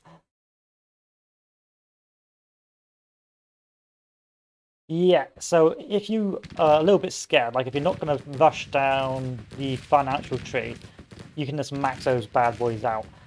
You don't really need to max out the policies subsidy until you need it. But for everything else, you can just whack it up.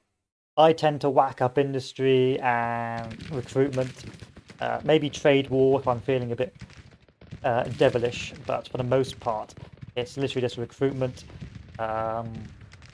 civil order to keep war support high, and industry and diplomacy. They're more or less all of them, apart from agriculture and transportation.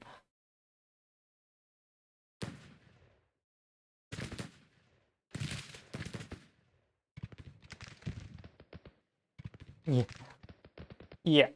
And then really the only thing you need to worry about financially is your credit rating. So basically, no matter what you do in the game, you're always going to be in debt unless you don't raise any armies, in which case, bruh. But if you get a below a B credit rating, Congress won't allow you to recruit any more troops or build more ships. Now, I've never really gone below a B credit rating, if I'm honest.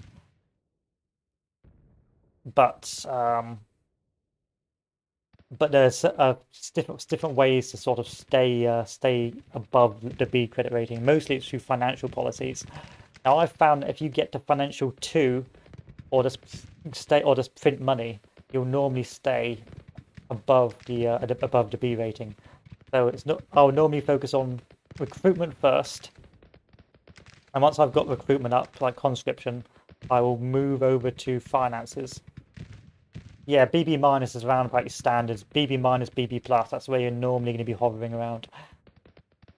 When you're at like B minus, that's when you start to be a bit worried and go like, maybe it's time I printed some money.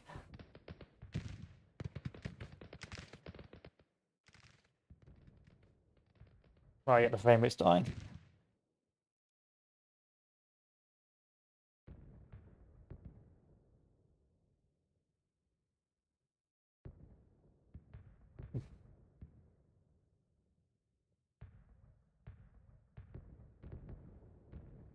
Which is quite amusing because right now they haven't really balanced the Confederate economy. So sometimes the Confederate economy is actually better than the Union economy because of their cotton trade, meaning that you actually have more issues as the Union trying to keep your economy afloat than you do as the Confederacy.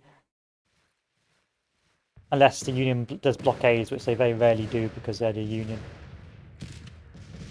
Yeah, how it works right now is because I think because of how much cotton the Confederacy has, they do really they're really profitable.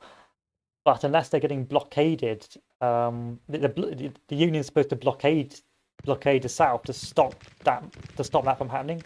But the Union AI very rarely does, very rarely does it efficiently. So you can just max the trade war subsidy and basically just be welfared in the Union.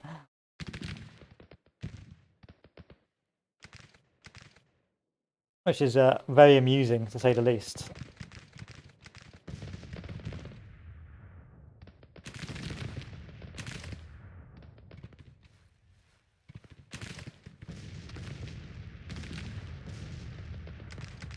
Where's that artillery going?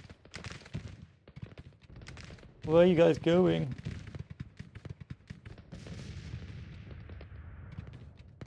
Yeah, blockading right now, the Navy aspect is just not really important right now.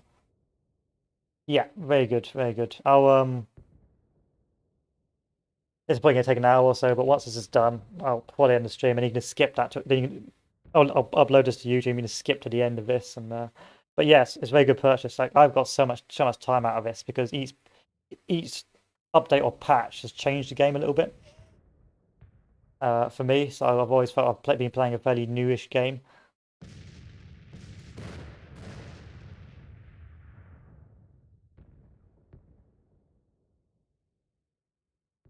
So I've been thoroughly entertained by it.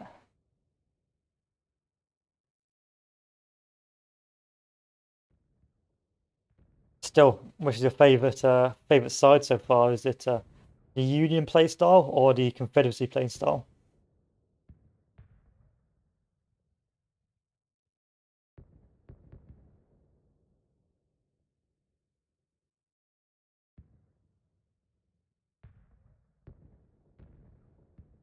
Fair one. How do you find it? How did you find the old Union experience? Union can sometimes feel a bit fair one. Union can sometimes feel a bit underwhelming because the Confederacy sometimes puts up a very limp resistance, but I find it quite enjoyable because you're the guys pushing, so to speak, so you don't have to worry so much.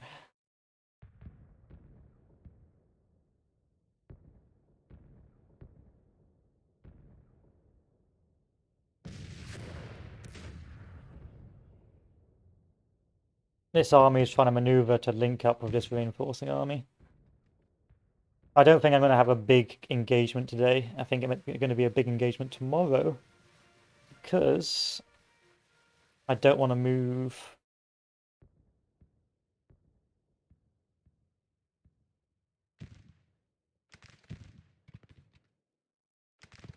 My disorganized Union force, Army of Shenandoah. I'm at 62 now, and the commanders are certainly bad until they can be replaced by better ones like Grant. Yeah, yeah. I mean, McClellan's quite good at training, so if you've got like winter time, if you want to really like micro or meta your armies, then what you can do is have winter time or a reserve army, have McClellan train him up, and then switch them out with someone else.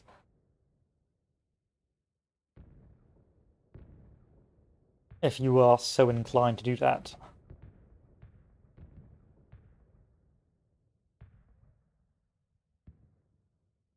Have you pushed down to Virginia yet? Or have you waited a bit before you pushed?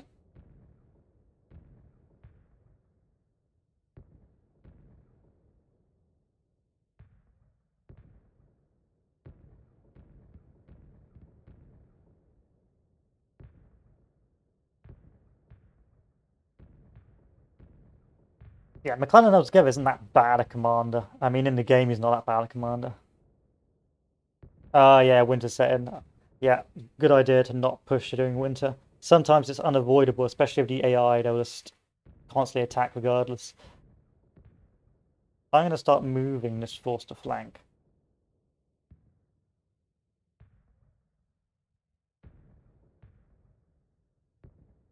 Because the armies are so big, I'm really just on the top-down menu now.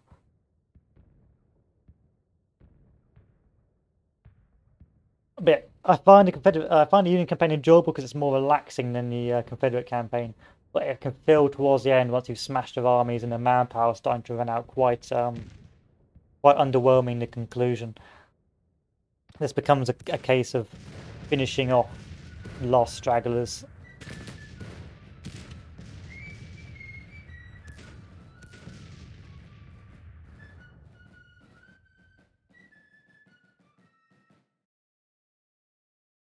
Okay. So as long as your armies are well supplied, you should get reinforcements through. It'll take longer in enemy territory, but as long as your armies are resupplied, you'll be fine. What I'd be concerned about is if you push too quickly, you don't have enough supply, then what you're going to have, what's going to happen is you're not going to have any, you're not going to have any supply, and your army quality is going to be really bad, and they're going to be likely to surrender or retreat if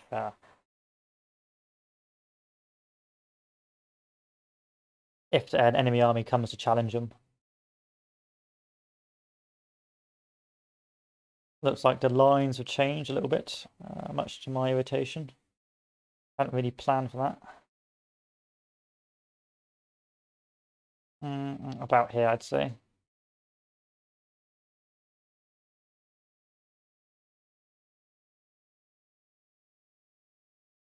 This army,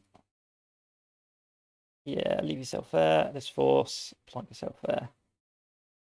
That's about right. And who do you belong to, good sir?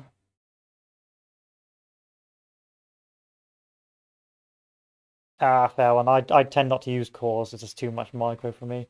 But it's the way the game should be played, is with cores. If I'm honest, the core system is how the game should be played. Who do you belong to? Okay. This is too strong an angle. This has got to sort itself out.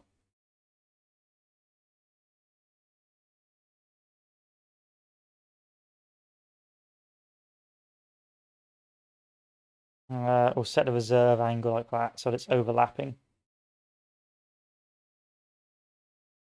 Cannons, what to do with the cannons? Cannons going to move up like that.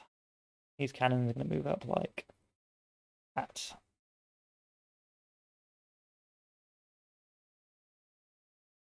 And then finally, this end.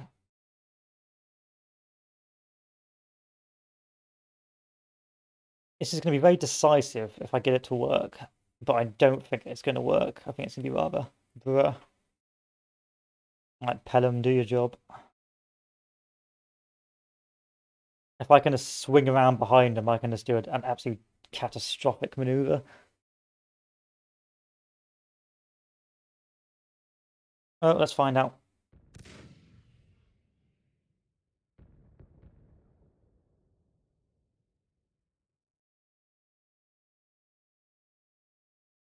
Oh, you got your own artillery battery. That's quite impressive.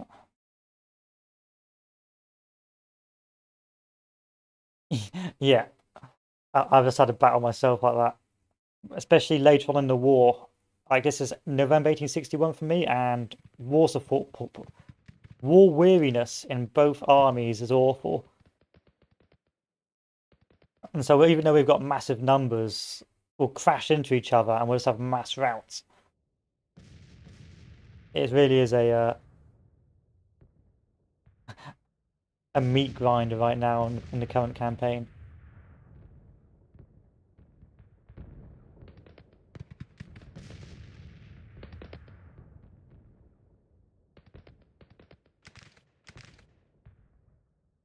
Like you see here, there's a lot of troops that are just low morale already because they've had such low support.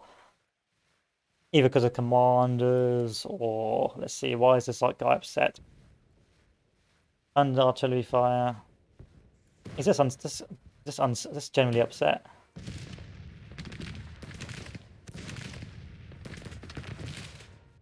When these guys will just rout.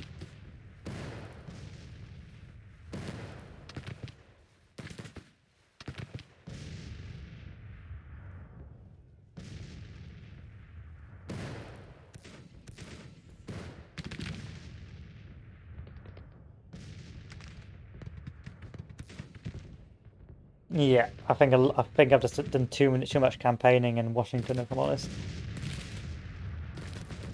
Like, there's been a battle going on every other month in Washington, so let's be painfully honest, the soldiers are probably worked to the nub. I found out as well that level 3 supply depots only really support 35,000 men, so you need at least 2 depots to 60,000 strong armies.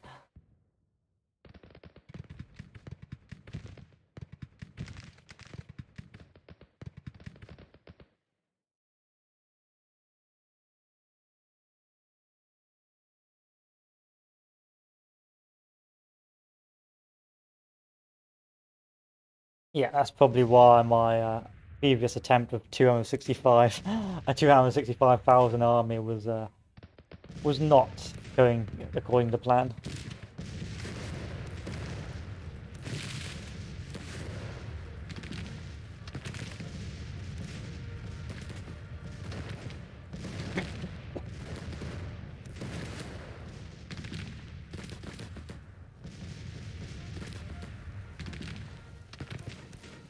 Loose order. Move up. And loose order. Move up.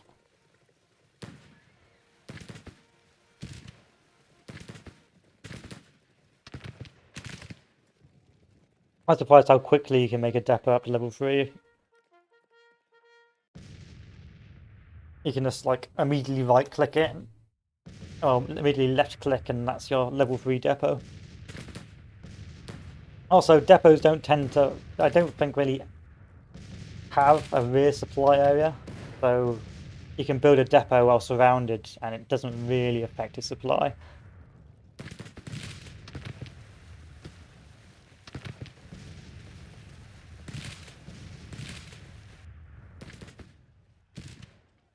Where's your skirmishers?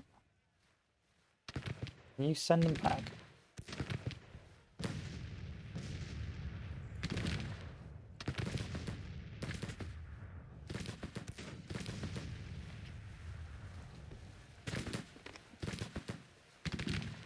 Ah, yes. The OP cavalry, how I've missed you.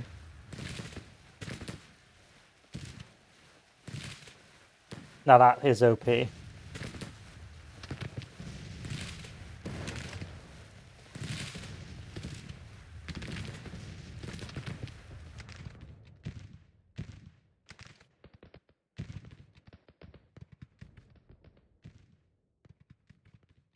I think we've got them as soon as these form up into a decent position. Because once they do, we'll have a larger surface area to get as much fire on them as possible, whereas they'll be sort of compressed together.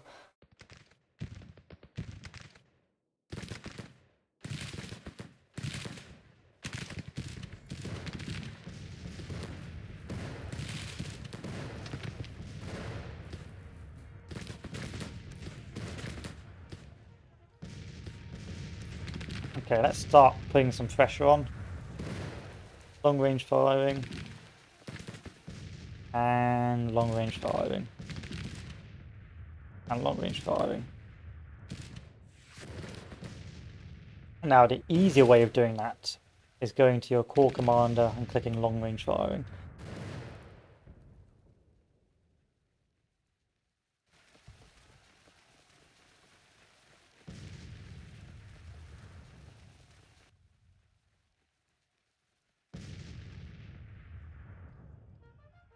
Apparently I'm about to face a minor defeat, but I don't believe that.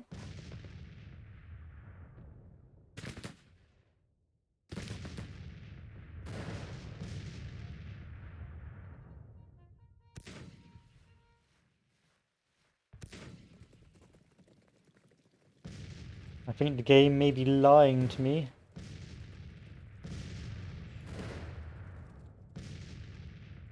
But I believe the ranking up of armies has got a little bit less easier to do. I remember before in previous patches you could get up to a high level in your armies pretty early on in the game, but now it's actually quite difficult to achieve.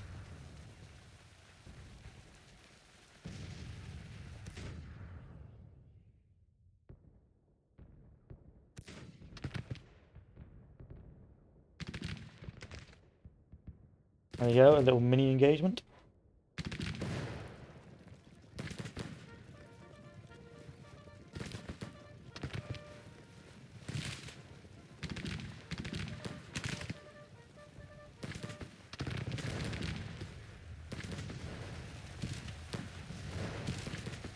Yeah.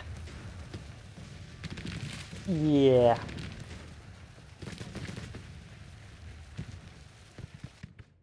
No problem there. Yeah.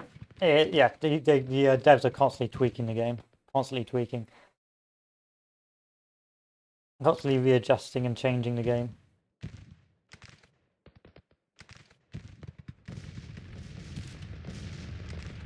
Which I quite like, so like every single time they change it, it's almost like playing a different mutation of the game.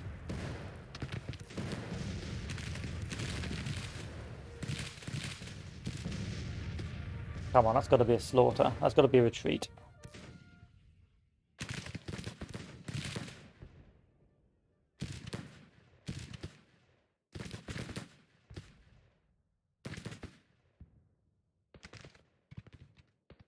You guys, what's the plan?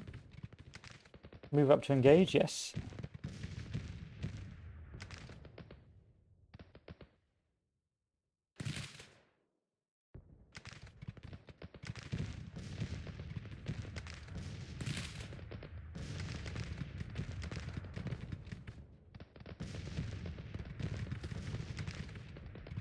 Alright, you've just got yourselves in contact with the artillery. Well done.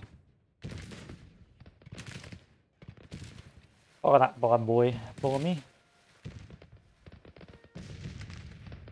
Artillery, the worst enemy of everything, basically.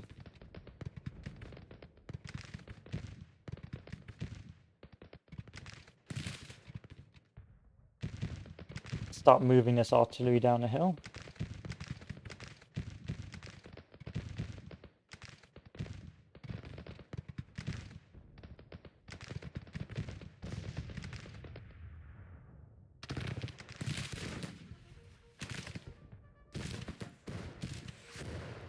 not going to move this unit. He's too upset. He's too emotional right now.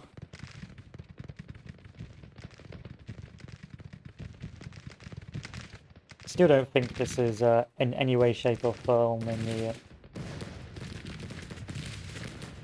Union's favour. But I try not to question the game.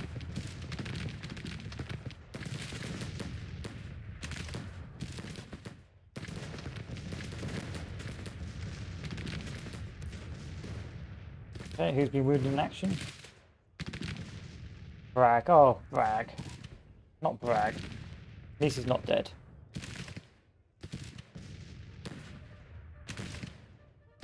Yes, to make the game a bit RNG, oh, not RNG, a bit different.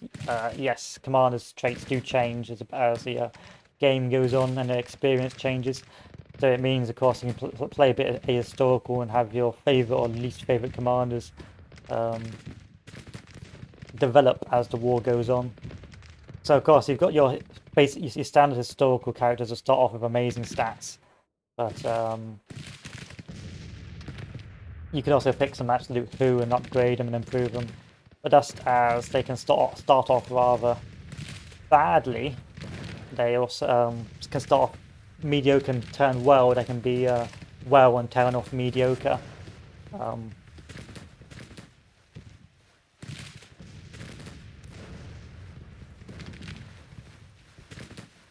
Alright, let's see. Where's Lee? Probably give you an example of Lee. So he starts with very well, aggressive, good exemplar leadership, good administrator, skilled in diversion. So I think this guy's like his standard. This guy's amazing because historically, he was a great general, so it'd be a bit rough to make him capable of going downhill. But then I don't know if we've got. Let's see. I wonder if I've still got Bragg somewhere. Probably, I just don't know where.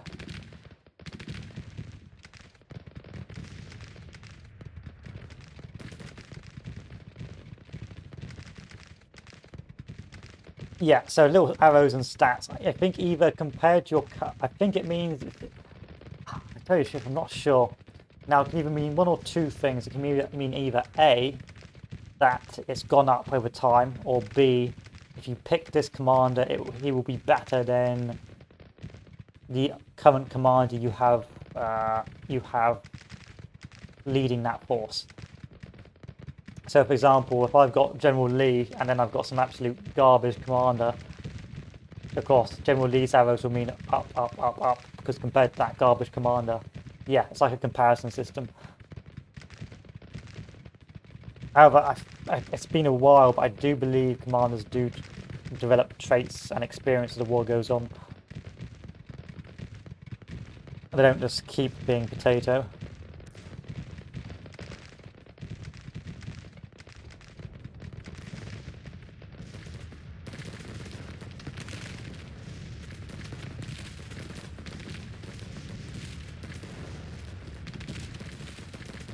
Whoa, whoa, whoa, whoa, whoa. We'll take a look after this as well. After we finish this bad boy battle, we'll take a pause and we'll do some question and answer. Again, I'm not an expert, but I got some basic understanding.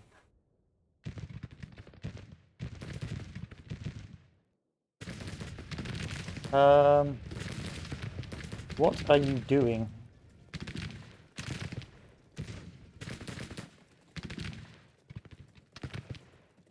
I think you need like 5,000 hours and something to be a quote-unquote expert at it. This is going to be a nightmare. You're close to routing. Oh, there's Bragg.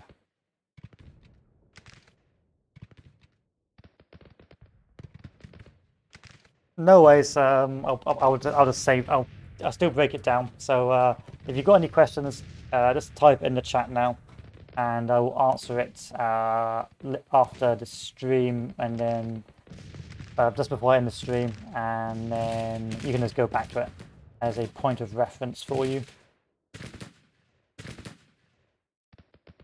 It shouldn't be too bad. No worries. No worries. before my throat gives out.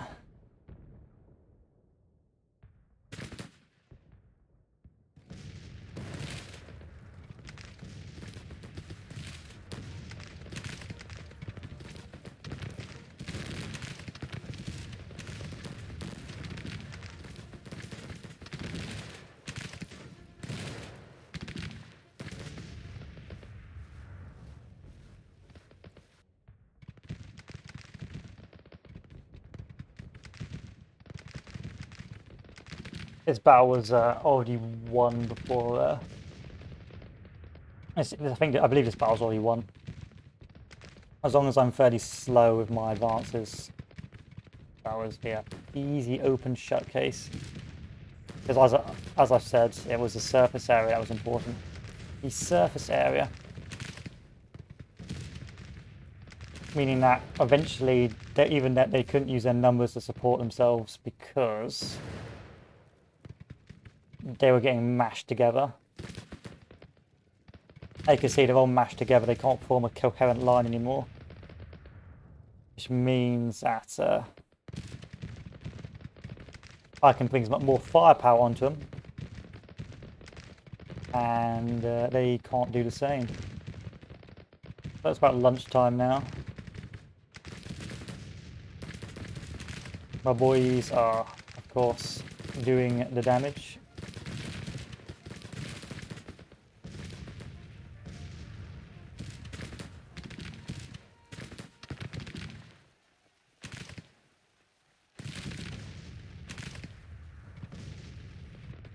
I have to do some micro here, much to my irritation.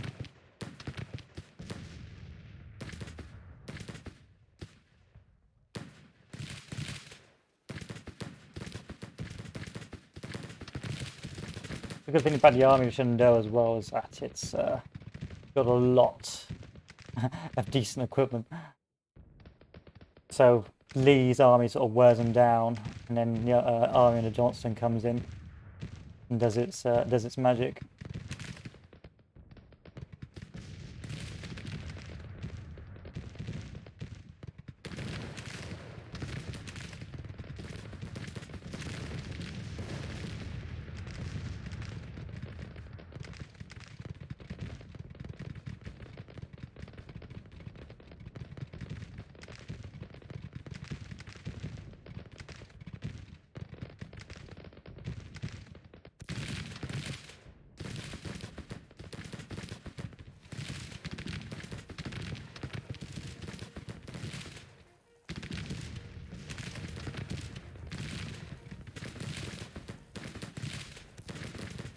Easy winnings, easy winnings. They formed a line there, didn't they? That's quite intelligent. Doesn't really matter though. I got him, I got him. It's ogre. It's over Lincolning. I have the high ground. So that is a cheeky attempted counterattack, I must admit. Almost had me, boys, but you've overplayed your hand.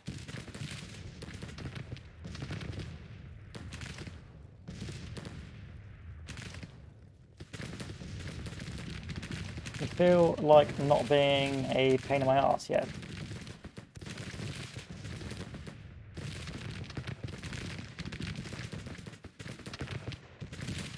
Nice Mississippi rifle, bro. There. However, I'm also starting the opposite effect as the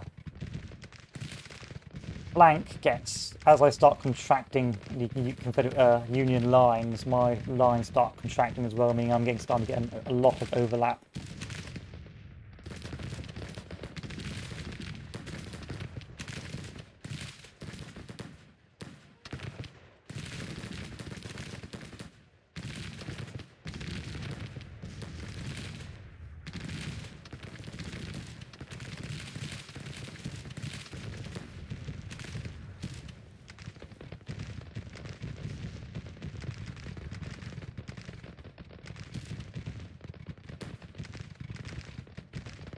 I'm nowhere near my defeat. That's just the game being a troll.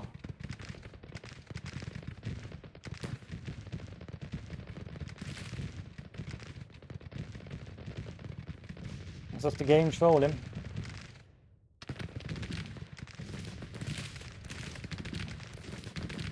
Hee, you're actually losing this. What? You wiped out the entire Union army? Oh, that's only a hashtag minor victory.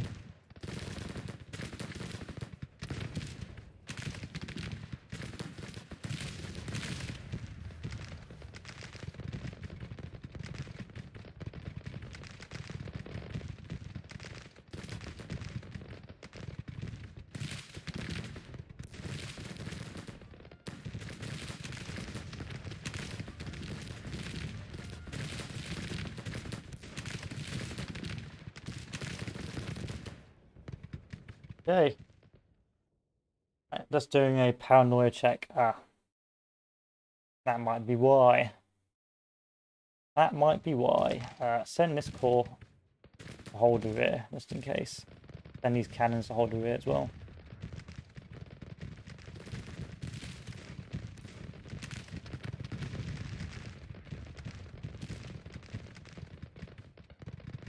Send this cavalry. Not really worth it. Not really worth it.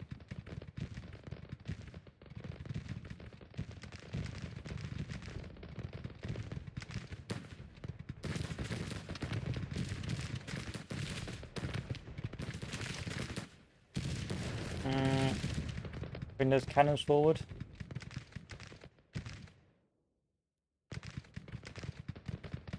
These cannons, they're still in range. Just about. I would like them a little bit closer though.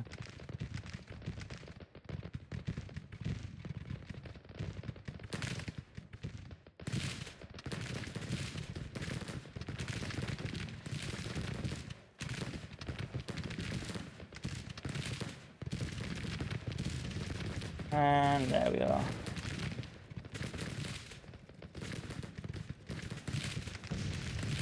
Charge forward.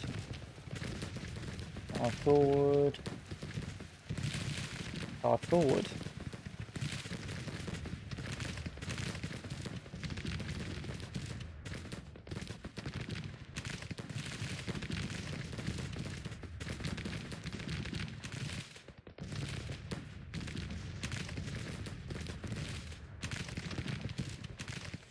And what have we got? I know there's a Union force coming up behind me, that I'm well aware of.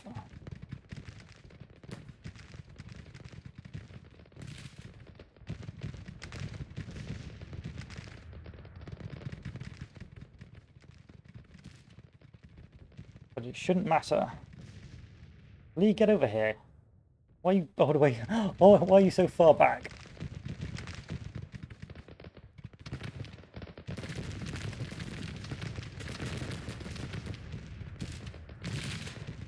You're just chilling all the way across the battlefield. Really, I try and avoid embarrassing Lee as much as possible, but throughout, Lee has not been the strategic genius he historically is known for. But I think that's more my fault rather than poor Lee's fault. He's probably like rolling in his grave right now, going, what is this potato doing?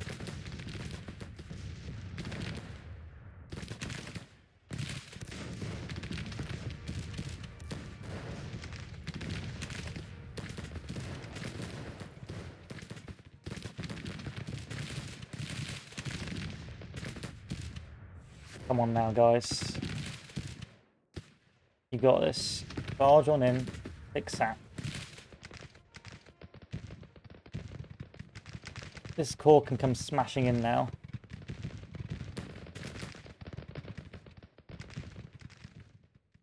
We can delay with this division.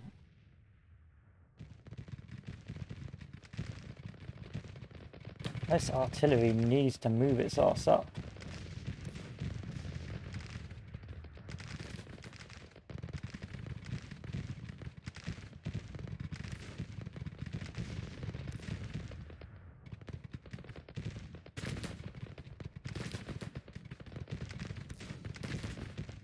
Yeah, I'm not even going to bother poke out like that.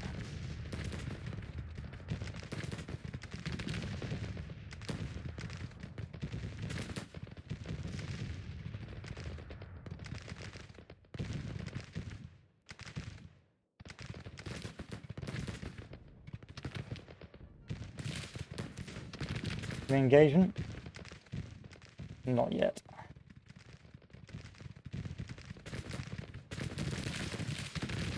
The North is suddenly under engagement.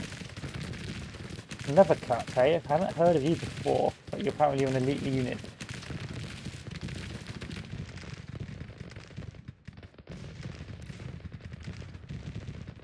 See if I can move in behind, help you out.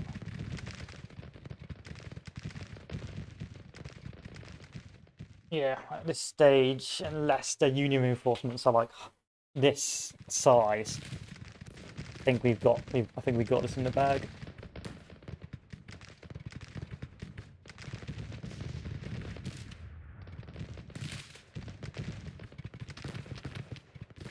I think we are good to go. I do apologise for the frame drop, but it's once you get to this certain size of the battle, there's nothing you can do. The game engine just can't take the bruh. Alright, Avery, you've been around for a while.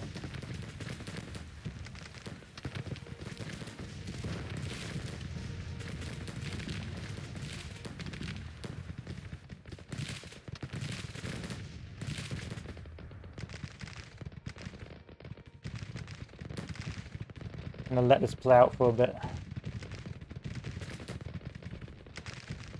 Some attempted charges along the Confederate centre.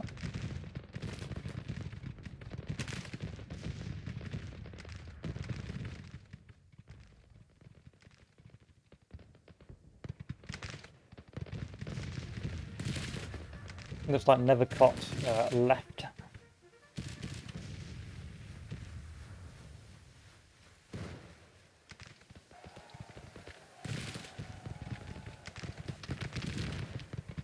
Now I've got to somehow move troops up to fix it.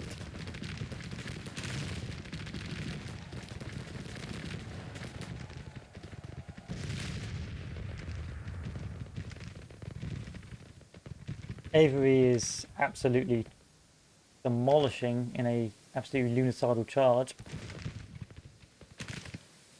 That's the problem when you right-click an enemy to get into musket range. They will just charge that enemy when it routes, and now Avery is just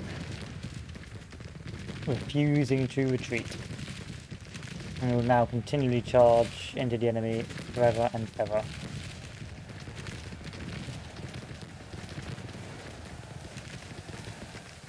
So the flanking action has occurred, which is great for me. That north has been held. The centre's more or less gone. Finally, Lee's given orders to move forward. Now it's just a case of, can I close this down?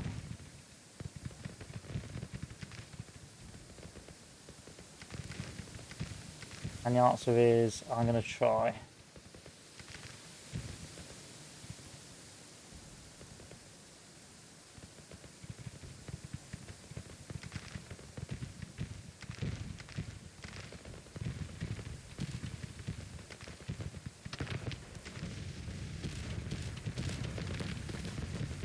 Sadly, the scale works against you now, like the orders aren't going to come in. Never saw the Union reinforcements from the south. If they even existed, probably not. Again, in terms of casualties, pretty happy with my casualties. They took, what, 20%? So half of their casualties would be 44,000, half of that would be 22,000. They took 25% casualties. 14. So I took less than 10% casualties in this battle. So we'll call this the end of the battle phase for this campaign. Well, not for the campaign, for today. and I will save the game. And then we'll answer some questions regarding commanders, things like that. Oh, my throat's playing up again. I don't know why.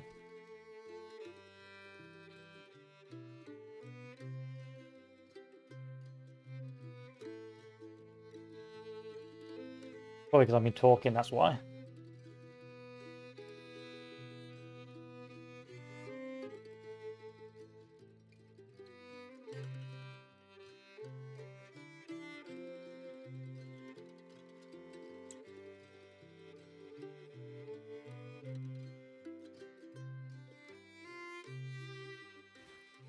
Okay, narrow victory at Washington.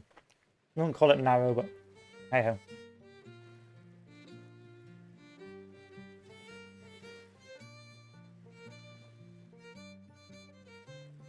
So I'll let it save now. Do a little pre-run. Make sure it auto resolves. And then do another save.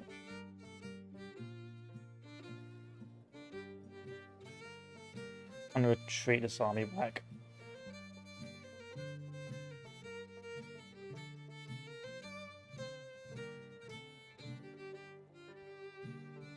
I'm going to leave the army of Tennessee there. So are we doing the pre-run? Yeah, everything's working out. The AI is doing its thing. Everyone's got no supply again. Who would have thunk it? I'm going to build some more supply depots. So are you. If you can, which you can't.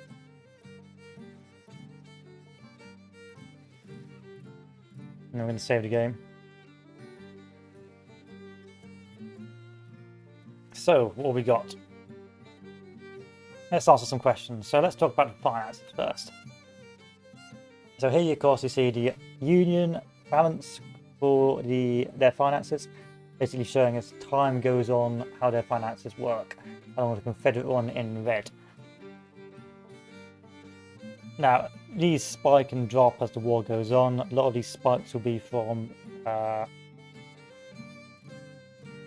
printing of money, and then a lot of the drops will be from the spending of that printed money on guns, weapons, and things like that.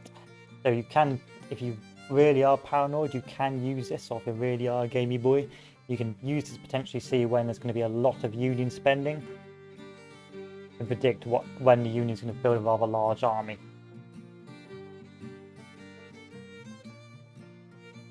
And when there's not a lot of Union spending, you can of course assume that the Union has not been building more troops. But you can't really do much to influence this. On the left, of course, you'll have your revenues. These things you can't really change that much apart from the initial starting focuses in your game, which are like South Pacific Railroad, Southern Industrialization, which of course will increase your land sales, things like that. A lot of the finances in the industry is automated, and so this will go up as the automated system builds more factories, builds more agriculture, builds more iron or coal mines, and things like that. And things like income tax and corporate tax you can introduce via policies. Expenses will show you where all your money is going. As you can see, most of it is in army upkeep. A little bit is in navy, so if I wanted to be particularly gamey, I could just delete my navy and have 399k to spare, but you don't really have to worry about it. And a lot of it is in recruitment. Total expenses is an awful lot of money. You can take this button here to automate finances, but you don't really need to. Economy is recovering. This doesn't actually mean anything. It's just a nice bit of interest. Same here. This doesn't really mean anything for public health, wealth. Like, you can't change it. You can't really influence it. There's no point trying. Your job is to win the war in 5 years. Unemployment 9.4%. That's not the Battle of Washington. Doesn't mean anything. Doesn't really affect.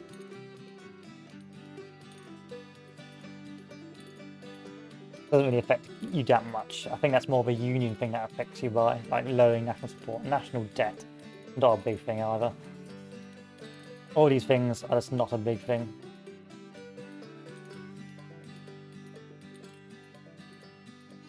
So your funding, of course, you just whack up the tariffs, whack up the sales tax, whack up money at your ass, and basically try and wheel off the debt. This is just so you stay above the B rating. Right now I've gone below a B rating, and now I need to go down financial policies again to get that credit rating back up, so I no longer face the wrath of Congress, where I can't recruit any more troops. Over here is what really matters. These are the things you've got to worry about. So the first one, of course, politics. These will allow you to have more policies. More policies means, of course, more bonuses, and just generally better to have in the long term. Well, I'm really struggling there, guys. Diplomacy is subsidies to improve foreign relations. Of course, the higher diplomacy subsidy, better foreign relations means better guns from the Europeans, or more guns more frequently from the Europeans. You don't really need this on unless you're going to under the diplomacy policies as a Confederacy. Industry. This subsidizes the construction of factories and weapons industry, allowing you the greater development of more weapons quicker. So you want to have this quite high. Agriculture is also quite a good one, again, if you're going for the diplomacy victory as a Confederacy, but it's not that big thing. You don't really need to. I could probably whack this down here. Transportation is good in the long term because this, of course, increases construction of roads and upkeep of transportation. That means, of course, your supplies get better. Normally you can whack it down to about there, but I keep it on high because I just want to stress test the finances. Trade war was a bit of a meme. Basically, blockade running. Keep this high. The Navy, the Union struggles to blockade you, and they have to increase their trade war. And all you just do is spend lots of money against each other. This one's an important one. Recruitment. Keep this high, especially as Confederacy, because the higher the subsidies, the more recruits you get, and manpower is always a struggling issue. Civil order is very good as well. Because this allows you to get more intelligence and maintain state support, which is good in the long term, especially as the Union, and again, especially as Confederacy, if you're being invaded. Good also in terms of getting intel, allowing you to find out exactly where the enemy armies are and use it against them.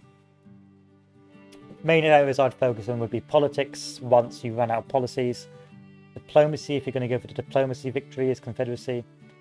Industry, if you're going to try and do an industrial build, about half, maybe a quarter on transportation. I'd ignore the trade war if you really want, and keep high recruitment and high civil order. So keep half, get rid of if you're not doing diplomacy. Improve as you need more policies. Jesus, sorry guys, my throat is awful. Spasming out from the talking. Altogether, it's a very esoteric, very amusing system, but it's a system you don't really have to concern yourself with too much. I mean, only really concerned about it with your credit rating. Now, how do we fix credit rating? We print money, of course. So credit rating, as you tricky mistress, you can either try and balance the books, or you can just print money. And going down the policy tree, going down funding will increase your credit rating and allow you different policy choices. Now, printing notes is the easiest and the least impactful in the long term, in the short term. I mean, it damages public wealth, but no one really cares. It just allows you to receive more money every year, which means that keeps the debt at bay. You can also add things like the Tariff Act, but this is counterproductive if you're going for the diplomacy victory because it upsets the Europeans. However, because we're not going for the diplomacy policy, we can scroll down notes and get to government funding 2. Government funding 2 is where you'll normally stabilise your finances and allow you to stay in the black, so to speak, and not go bankrupt. But I've been ignoring printing notes for a while because I've never really had cause to do it, and now I do because of my finances. So now I'm here going to print money, and I'm going to see if I can demonstrate to you what that does. So there's no point really balancing the books. It's just more in your interest to just go down that financial tree, get up to financial 2-ish, and from there do okay and don't struggle too much when it comes to finances. There we go, going back up to BB minus.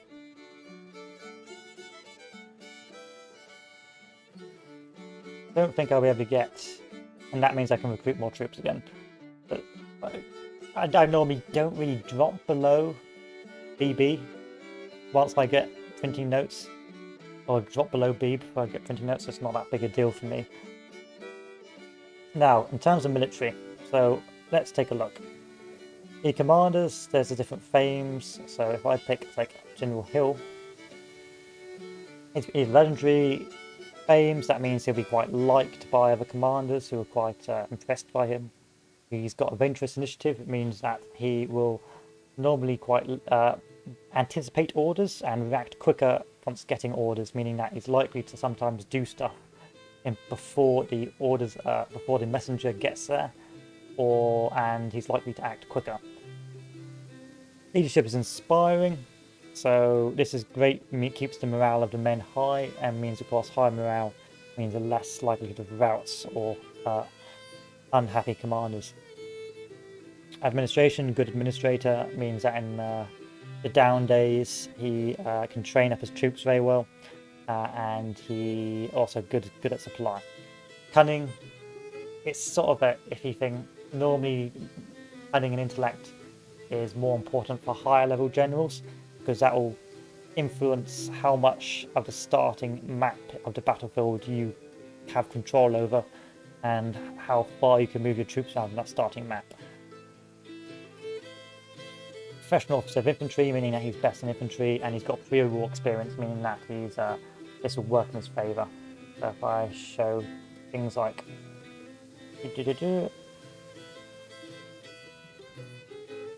Colonel, Grants of Arms, Veteran, point.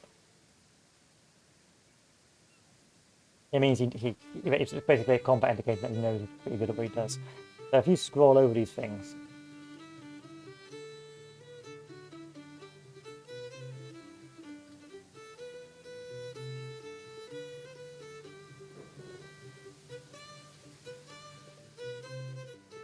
you can see it has an impact on the enemy, and also an impact on his own men. Meaning that, of course, anyone who faces him might be more nervous, but I haven't really seen that in game, if I'm honest. Sometimes I think the AI is just nervous anyway. So you can see here it's a bit buggy because it says it's cunning. It's unpredictable. Oh wait, where's his initiative here? It says initiative here is adventurous, but its initiative here is cautious, which doesn't really make much sense.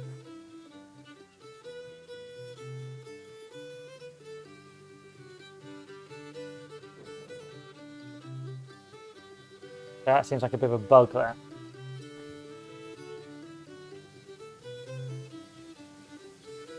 So in this case, this would mean it would take a while for him to actually follow orders if he was cautious, and it makes the maneuvers slower.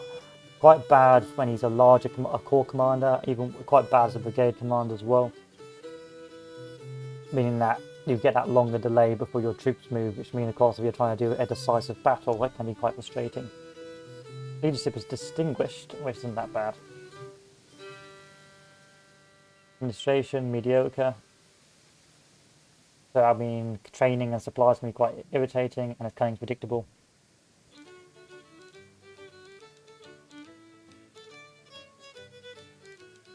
And things like that. Now, if we try and play the game, let's try and work out. If I click someone like that, let's cancel. let's go back to Daniel Hill. So let's remember 4, 2, 2, 2, 2. If I replace him with, like, say, this guy.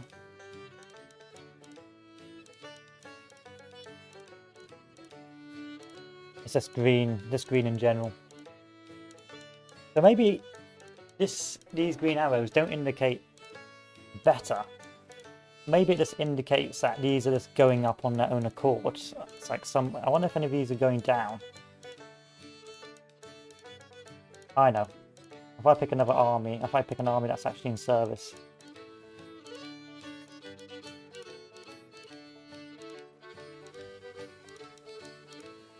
Wow, you're legendary.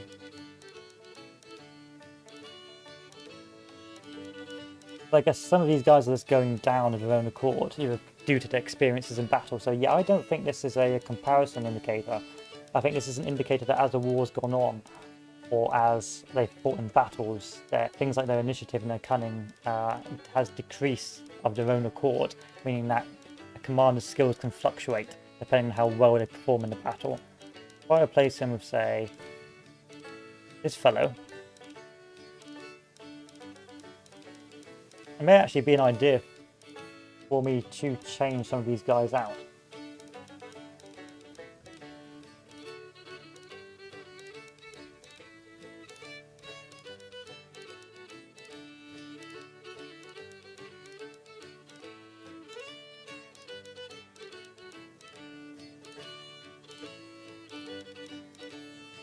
Some of them are doing rather poorly.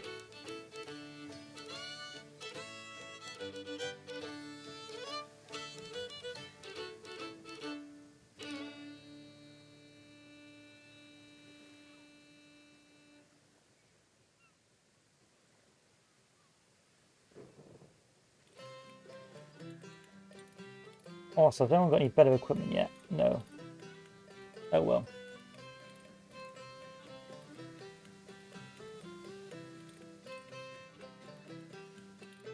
Anyway, it doesn't matter. So yeah, I think we've worked out that actually those arrows are indicating us whether or not those skills are leveling up or they're leveling down in the next coming months due to different circumstances like battles, RNG potentially, and so on. Oh god, it is currently...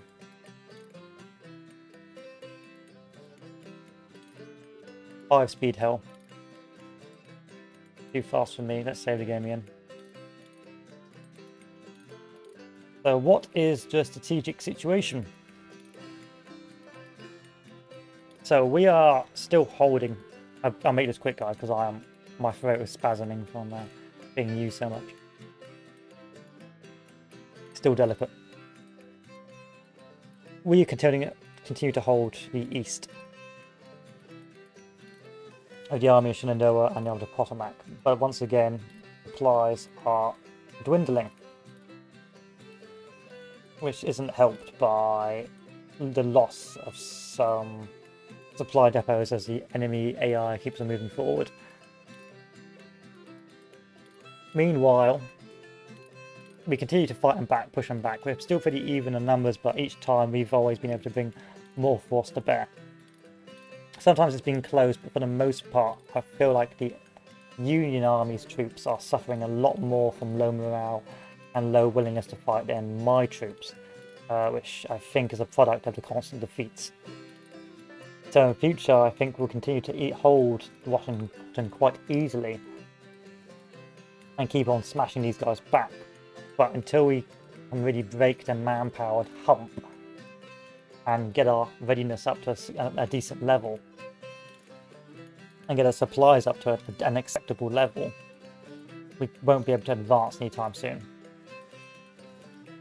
It's very frustrating that Lee can't put down any depots. Oh well. 53 days and we'll have another depot anyway, so that's not the end of the world. But still, it's 5 speed just in case. I've already saved. Let me save it. Let me delete the previous saves. Delete. Delete. Delete. Delete.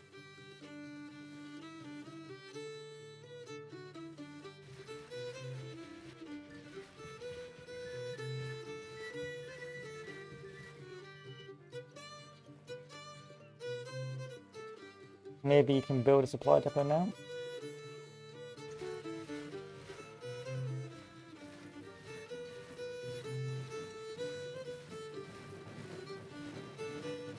Oh, now you're not starving.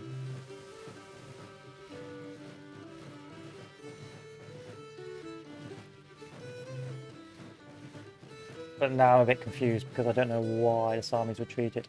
Probably because it's got like 40,000 casualties. Whoa, whoa, whoa, what is this bug?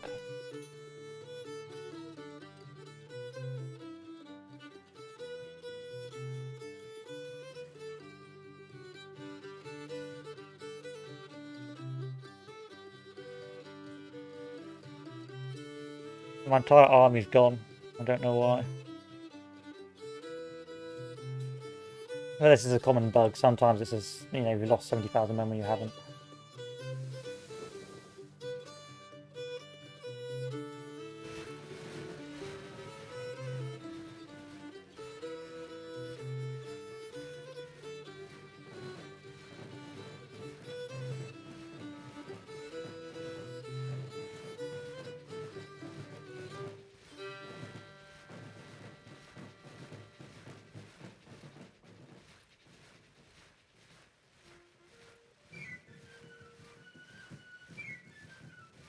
I'm just watching this. I'm not actually paying much attention.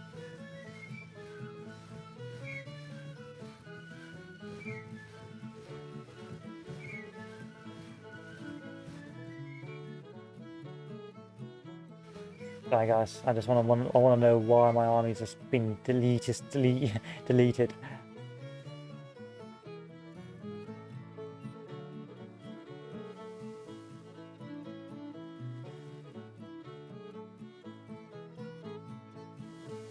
That can't be right.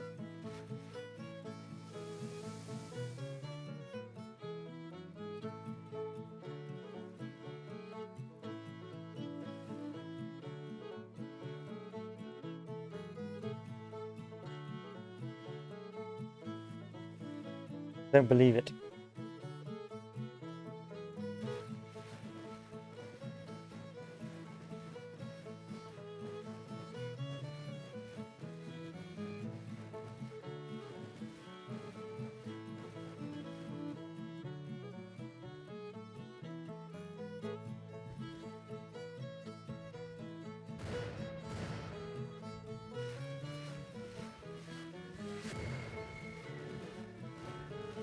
What the fuck?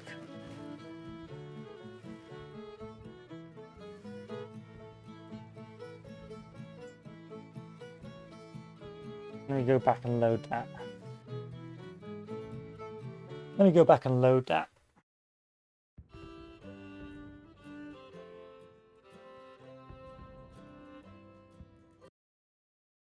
That don't make much sense to me, boys.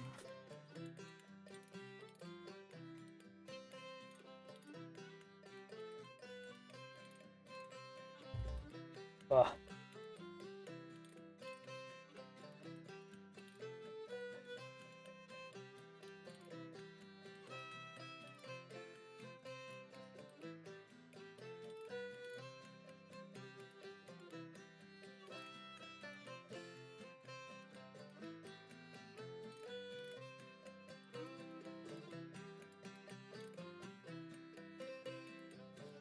That shouldn't have happened.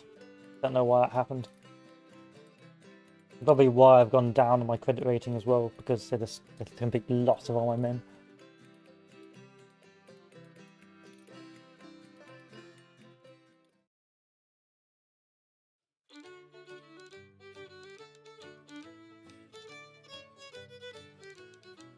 $40,000 casualties.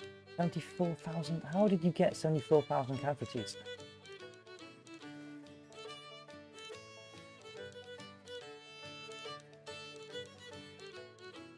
Not Militia Act.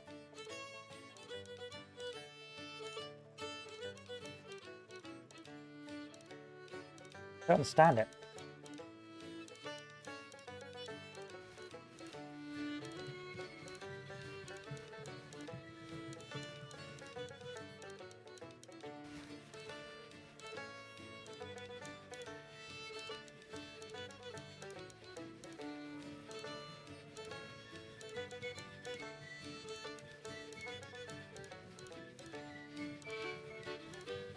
I won't be using those saves, I just want to keep that as a pointer out. I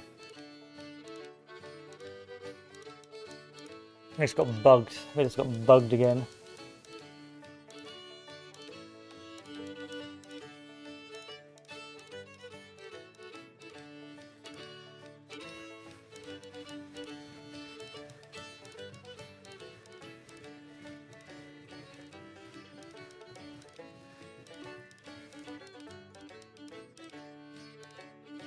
Let's send this army up, but I can't be bothered. Send this army up instead.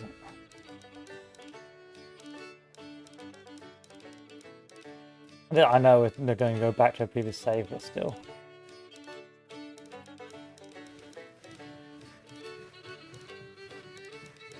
If I look at my troops,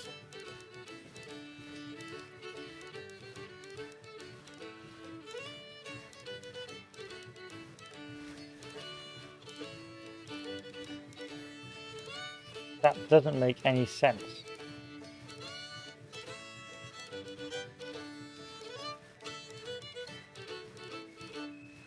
You've got plenty of troops.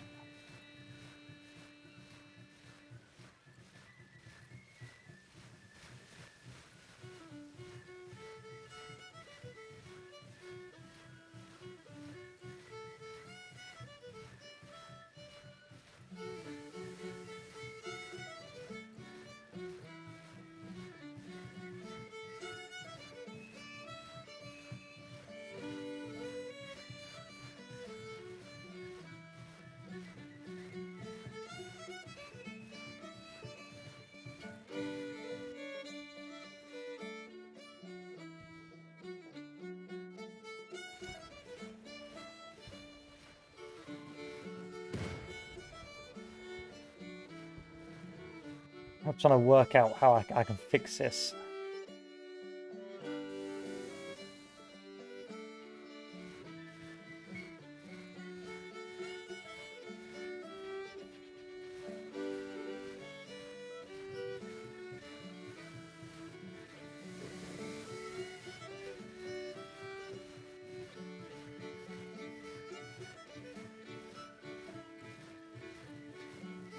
Is it even fixable?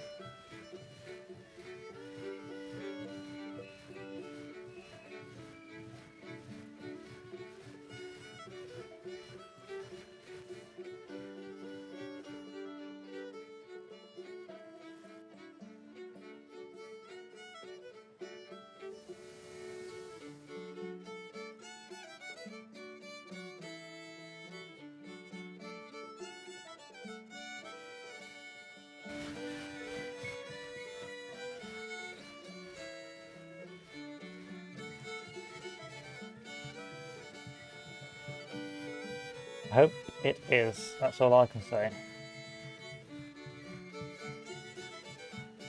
I don't care about industry. I do care about printing notes.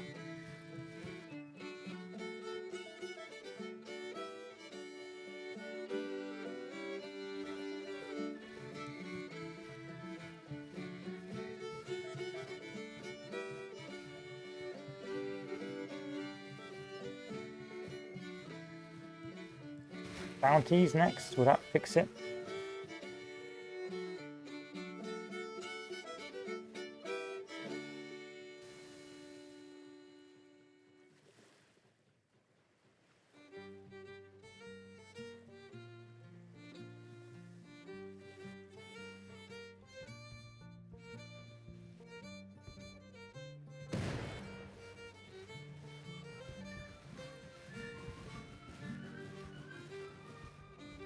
Sorry guys, I'm monging it now, but I just want to pay attention. I just want to look at it to see why. I know I've had this bug before, but normally it's just been a UI bug. It's not been an army bug. So if I march these guys into battle, they don't actually have 70,000 casualties. Let's try and give that a go.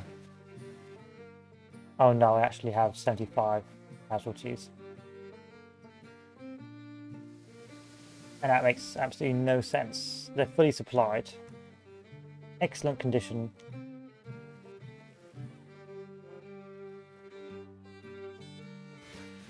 My state support isn't bad.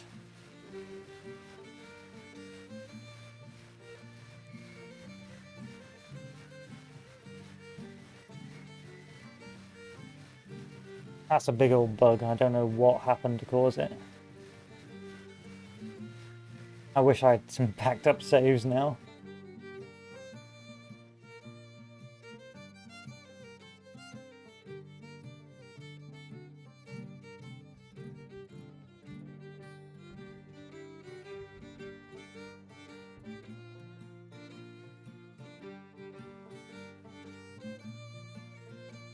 It's not even going down.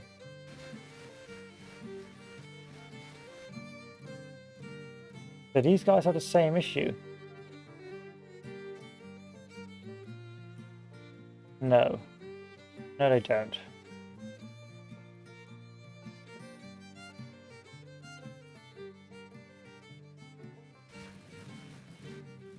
Or maybe they do.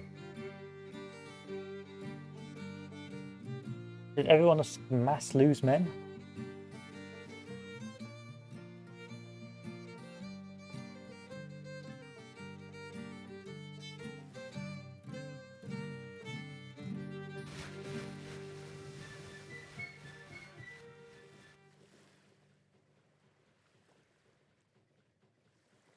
I have no idea. Where's this bloody invasion force? Oh, he's just farting around over there. Doesn't matter to me.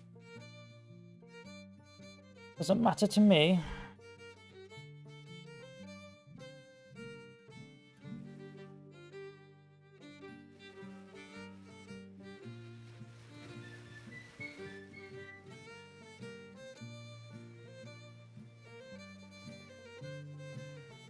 More money.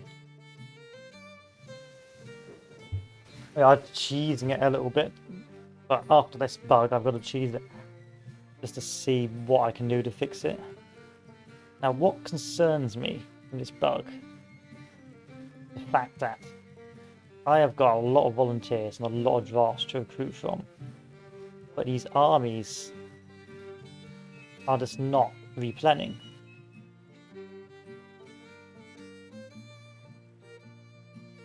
So I suppose what I could do is completely delete these armies and then put more troops back into them.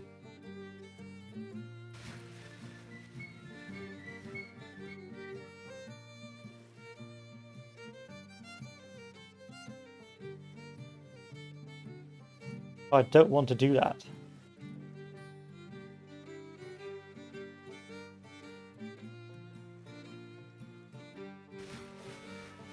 Casualty numbers just aren't going down either.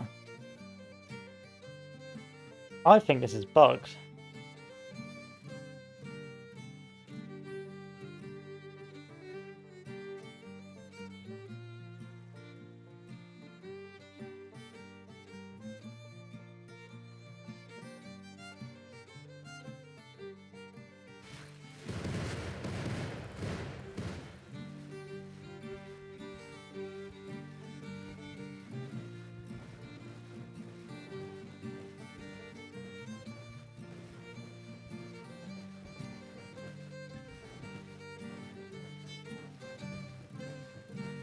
Is it because I've changed the commanders?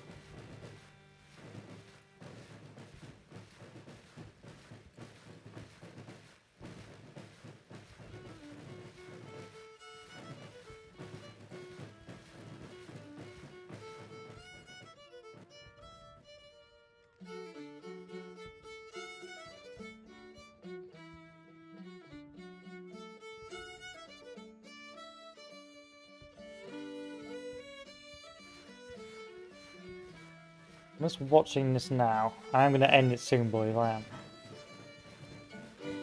Just playing it through.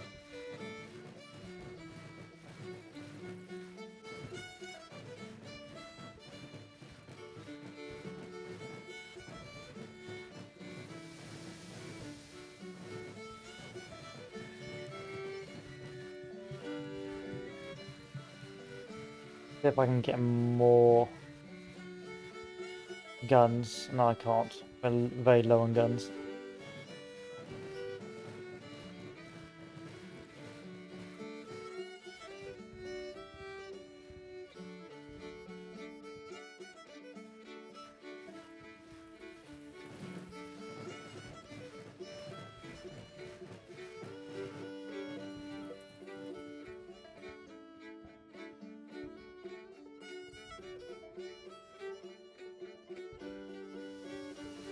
This is just a speed run now, just to see why these armies are as bad as they currently are.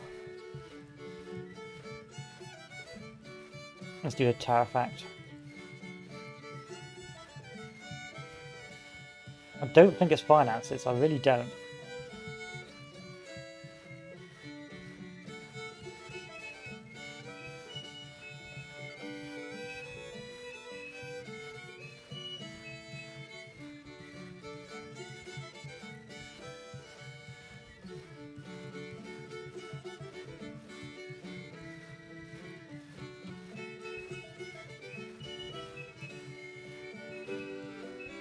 What did I do to cause it? I think it was just directly after the battle.